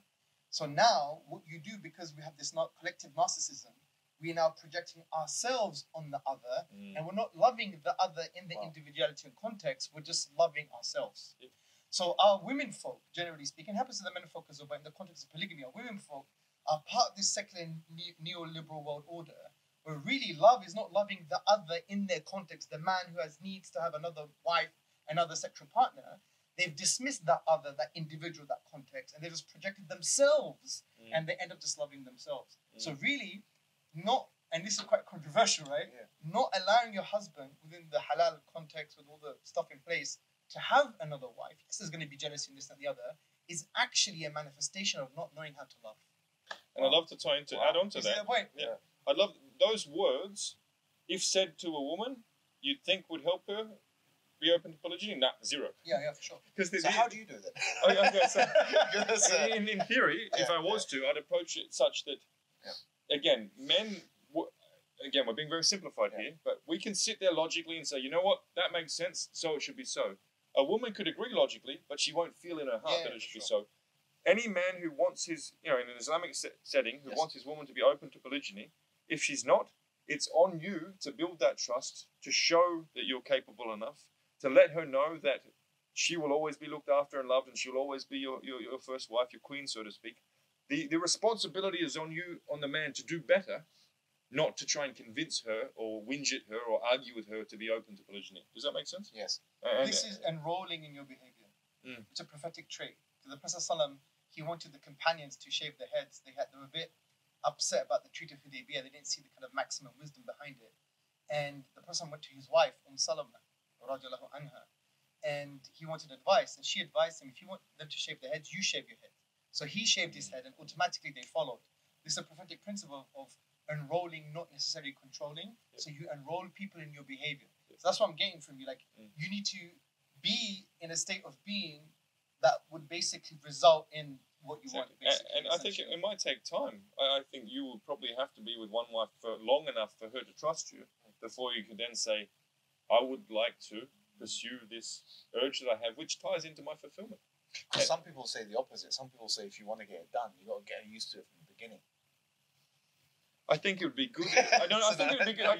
You're like a kid in a candy shop. Okay, to that, again, what did we talk about? We talked about going to a relationship with clear expectations. Yeah. If you at some point aim to have your life in order such that you can have multiple wives, I think you should tell any woman who comes to you for potential marriage that that's your intent. Yeah. And if you've said that from the start, she'll probably say, oh, I don't want that. You could say, well, if we're going to go ahead, you need to be open to that when the time is right and when you trust me. And again, if she says, oh, no, I don't want that, well, then we're not getting married then. Yes. This is what I mean by this very clear expectations at the start and then holding frame. Even if she trusts you, even if you said at the outset from the start, I'm going to have multiple wives at some point, you as a man, you're still going to face a very drawn-out challenge to reassure her that she's safe. I don't think women are necessarily jealous about the idea of you being intimate with someone else. They are afraid, and rightly so, that you may fall out of love with them and focus more on someone else. Yeah. So you need to show her over time, you're not the sort of guy who's thirsty. You're not going to get caught up on some, oh, look, there's a attractive pair of whatever there. Yeah, yeah. You are loyal to your first wife, and you were enough of a man with enough resources and leadership and time to take care of another family. But the onus is on you as a man to show her over time that you're not going to get caught up in something else. You'll never love her less. That's the key thing. I don't think women are naturally that jealous about the idea of a man being purely sexually with another woman. And a good example is, a lot of times, a woman will find out that her husband, for example, in the West, on a business trip, had sex with a prostitute. That hurts less than if she finds out he's had an emotional affair with his secretary. What you're saying is true, because I actually read a study to that effect. Oh, here we go. You've been reading a lot of studies like this.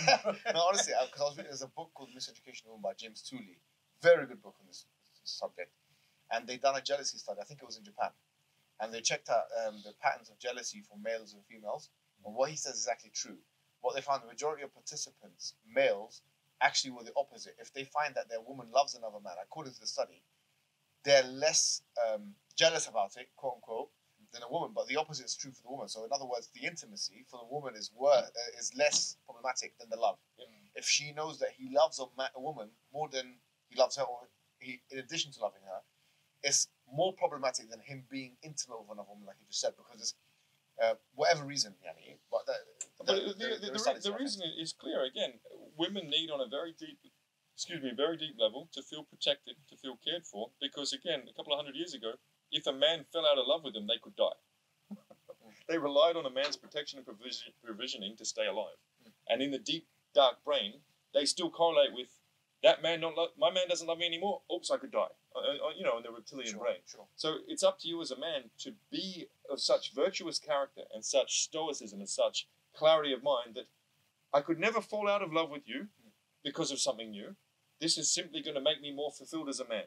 You will not see a difference in our intimacy and our love. And if anything, and a friend told me that when there are multiple wives, the fact that there is a few days where he's not around and then he's back brings a bit more spice into the relationship, and actually is the natural order of things anyway. Sure. If we look at the fact that men are designed to spread their seed, and that we can do our part, the insemination multiple times a day, it takes 9 months for a woman to do her part. On an animal level, we are wired for polygyny. Yes. Women are wired to be loyal to one man who protects, provides, and so on.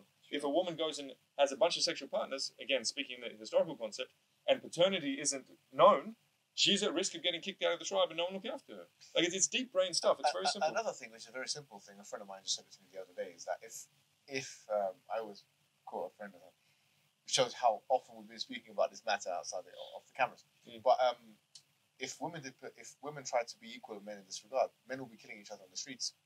At the end of the day, as we've just said, the jealousy on the intimacy issue is so high for men, then it would lead to murder. Imagine if you know that a woman has done such a thing with another man, for example. It would lead to a murder. The same is not true with women, because women don't show aggressivity in the same way. They show aggressivity in a passive manner. There's studies to that effect. But what I found really interesting is we were speaking, I was having a discussion with a few students of knowledge and so on about, we tried to bring all the instances where the Prophet had an argument with his wives, any of his wives. And it was so interesting because there are times where the Prophet ﷺ, let me give you one example, right? And I was looking at this hadith and I was thinking about it and really pondering over it. There was one particular hadith that the Prophet ﷺ left a prisoner of war in the house where Aisha was. And he left. And he said, look after the prisoner of war. And he left and he came back. And she was with her friends that were females, and the prisoner of war ran away. So he, in anger to her, said, Qata Allahu yadik, which is like an Arabic expression, means, may Allah cut your hand. And he tried to look for the prisoner of war. They found the prisoner of war. They came back, and she was looking at her hands because she took it literally. So she thought her hands would be cut. He said, Habilti, have you become, are you mad? Like, this is just like an expression. And then he said to her, which is very interesting, because it shows the other side of the Prophet's character as well. He said to her, Ana aghdabu kama yaghdab al-bashar. I get angry like men get angry. And that he also said to her that whoever I've made dua against, whoever I've made supplication against, that make it into basically a blessing. So in other words, you can see the Prophet Muhammad sallallahu alaihi wasallam, it wasn't a false macho-ness. It was all action. Mm. And he wasn't afraid to be concessionary with his wives. You know, he was concessionary with all of them. You know, and I like also, if you don't mind, the way he sought advice, especially from Aisha. Yeah. I don't know what to say after I say Aisha. What do I say? Radiallahu anha. Radiallahu Radiallahu anha. anha. May Allah be pleased with her. Perfect. Still getting there. Thank you, said that guys. quite quickly, man. Thank you, man. Oh, I do love the Arabic language. It's a beautiful thing. I'll get there. The way you guys quote scriptures, Hadith, Quran with such ease. Give me a couple of years, inshallah. I view that. I reckon you do it in 6 months. I see the work, but the work that's gone in that is incredible, man. Like that's. I don't have status goals or money goals. I want to be able to quote the Quran with ease goals. Like I'm really working towards. The Quran says, وَلَقَدْ يَسَّرْنَا الْقُرْآنَ لِلذِّكْرِ فَهَلْ مِن مُدَّكِرٍ. We have made the Quran easy for remembrance, so who's going to remember it? And so it's Allah has facilitated it. You've got kids doing it, and the reason why is because Allah has. It's a miracle in itself how Allah done that. There's so much intelligence, there's so much depth. You can spend your whole life on it and still know nothing. It's amazing. But to come back to our point, the way the Prophet, from what I've read, the Prophet ﷺ viewed relationships in the way that is very different to relationships in the West. A lot of the time in dating culture or in these transactional, narcissistic relationships we see in the West, it's competitive or it's, there's no genuine collaboration. For me, as a man who's leading the family, the health and the beauty and the fulfillment of your woman, I think, is the biggest status that you can have. Because if your woman is genuinely fulfilled, she feels safe, she's comfortable being feminine, she has work that she finds satisfying but doesn't detract from her being able to look after you and the family, she gets more beautiful, more healthy every day, that to me is a sign of a healthy relationship. And I can see that in the Islamic context, we view our wife is essentially, or wives are our assets. They're genuinely our assets. We can seek advice from them. They can create a safe space for us. Of course, you don't mean they own you. We own them. Like no. I mean, okay, in a partnership fashion. Yeah, you're right. And I think the West has forgotten that. A lot of the time, men are trying to, I was with this woman, then I got sick of her, and this is. If you really love a woman and you're putting all this energy into finding harmony and setting expectations and learning to work together and holding frame, every time you hold frame with a woman, you are showing her what you expect for the healthy relationship. You're putting years of work. She should become more healthy, more fulfilled, more beautiful, more submissive over time. That should be the goal. I really see a lot of dating culture, a lot of like high status guys. It's almost like they're viewing women as just amusement or as a pastime. If you love a woman, her well-being is an extension of your well-being. Absolutely. And you 100% should view it as such that every time you hold frame, every time you talk about your expectations, every time you go on a sex fast, that's to make your relationship healthier, to then make her happier, healthier, more submissive, more beautiful. Yes. And so guys, I see so many guys, they're chasing status in terms of, I've got a big car collection, or I've got nice watches. Your biggest status as a man is the health and happiness and fulfillment and submissiveness and femininity and loyalty of your wives. This is so beautiful. That's the real flex. The person once said, the best amongst you are those who are the best to their wives. See, this is what I mean. And this is what I mean by the green pill. It has it all there written. It's amazing. I'm really inspired, touched, moved and inspired by your articulation of these things. And it's encompassed by that prophetic statement. What he was saying as well about, we know that you'll probably know this better than I do. The famous study of Harvard, the longitudinal study was talking about human happiness. Yes, relationships. It's all about relationships. And they said they tried to track what it is. It wasn't money, it wasn't health. The number one thing was your relationships. So true. With men and women. Yeah. It's not about the boat, it's about who's on the boat. And the beautiful thing about Islam is Waller. your number one relationship is your relation with Allah subhanahu wa ta'ala. Yeah, true. And after that, really is your relationship with your spouse. Yes. Because that relationship is not broken in the akhirah. Mm-hmm.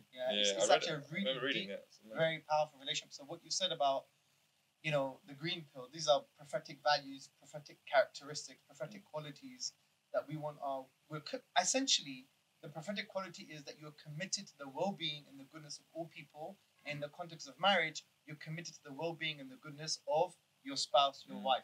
And it's not a competition. It's collaborative. Like the West is so broken. It's complementarian, as you say. Yeah, there it is. That's the word. That's the magic. Yeah. And that's what the Quran states. I mean, that you are a garment for them and they are a garment for you. That's the Quran. It's written. It's beautiful imagery as well. It's a garment, and then the Prophet ﷺ said, one of the in the that certainly men are the twin halves of women. In other words, it's more of a collaborative relationship. It's complementarity. What does Allah say about the marriage itself? That it's for sakina. Allah says in the 31st chapter of the Quran. What's sakina? Sakina, tranquility. It's for you to dwell in tranquility. And Allah has put rahmah, mercy, and muwadda, love in your hearts. Right. So that's the kind of the maqsad, the goal. You know what marriage, one thing that I love it. As per the green pill. one thing that he said, which is really powerful, and I was actually thinking about this ayah the other day, so to tell that. But before I mention the ayah, I want to mention what he said, because he mentioned that you've got to be willing to walk away. And the reason why the blue pill mentality, whatever you want to call it, is actually there, in my opinion, one of the reasons is because people are now investing all of their emotional energy into romantic relationships, and they think that if that romantic relationship ends, their life ends. It will destroy their entire life. The Prophet Muhammad, Allah subhanahu wa ta'ala says in the Quran, in kana aba'ukum wa abna'ukum, and basically it's an ayah that says that if your fathers and your sons and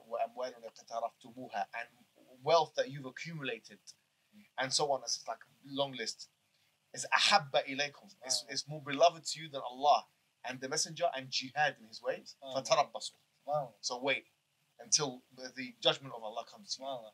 So in other words, love, if it's directed to Allah and struggling in the path of Allah and these kind of things as the number one, and everything else is secondary. Because remember, it says ahab, it's comparative. It's a comparative word. It's ahab, it's more beloved. It's not saying that you can't love your wives. In fact, the Quran says you should, or that Allah will put that love in your heart. Yes. But so long as that love is subdued and is below the love that you have for Allah subhanahu wa ta'ala and jihad for his struggling in his the greatest love should be for Allah. And can that not help you deal with thirst as a man? Yes. If you're in a position where you need to pull your attention back from your wife because there's been disrespect or expectations not met, can you not focus more on your relationship with Allah subhanahu wa ta'ala rather than being like, oh, but baby, I just need some of your intimacy. Yeah, sure. I mean, to me, it all makes sense. And it does. I think it's tricky for young men who have been around so let's say Muslims in the West who've been around this blue pill conditioning and perhaps have very skewed ideas of what relationships should be. I think they need to very consciously study intersexual dynamics and be very clear on what they want in a relationship and also what they're going to give. Because if you get married young with that blue pill conditioning in your mind, that's a tricky one. And I'd say to all the Muslims out there who are getting married, the Muslim men who are getting married early, really pay attention to the guidance about relationships within our faith, because it is there. Yes. Superior to the blue pill or to the red pill is the green pill, if we can conceptualize it as such. Modeling your relationships after the Prophet, Islam. But also, I would say to a lot of the men in the West, if you have perhaps been infected by this blue pill conditioning, which most a lot of them have. Yeah, it's in music, it's in TV, it's everywhere. Look at red pill to understand where things can go wrong, but understand there's no answers there. There's only what the risks. Yeah. If you want the answers, again, thankfully our faith has the answers if you focus on the right areas. Absolutely, and I think that's a really good place. And do you want to say something? Yeah, I was gonna say you're going to be doing this series on an intellectual take of the prophetic story, which you're going to talk about liberalism, ideologies, history, theophilosophy, even gender issues.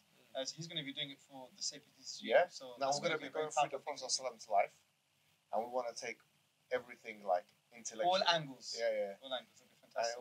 That's something that inshallah you can look forward to in the Sapiens Institute channel. But it's been a pleasure. Honestly, I've learned a lot. I've been in your presence, both of you, mashallah. It's been fantastic, obviously, hearing this voice and this experience. Because it's all well and good looking at studies and reading books, but to hear it from somebody who's gone through like as much experience as you have in what you have had experience in is very refreshing, honestly. And people love that. People love that. And we're here for you. Anything you need about your service. And I just want to say, may Allah preserve you, protect you, grant you and your family the best in this life and the best in life to come. I'm truly honoured, man. Thank you very much. Thank you so much. Thank you so much. Appreciate it, guys. And on that note, guys, make sure that you like and subscribe. Wassalamu alaikum wa rahmatullahi wa barakatuh.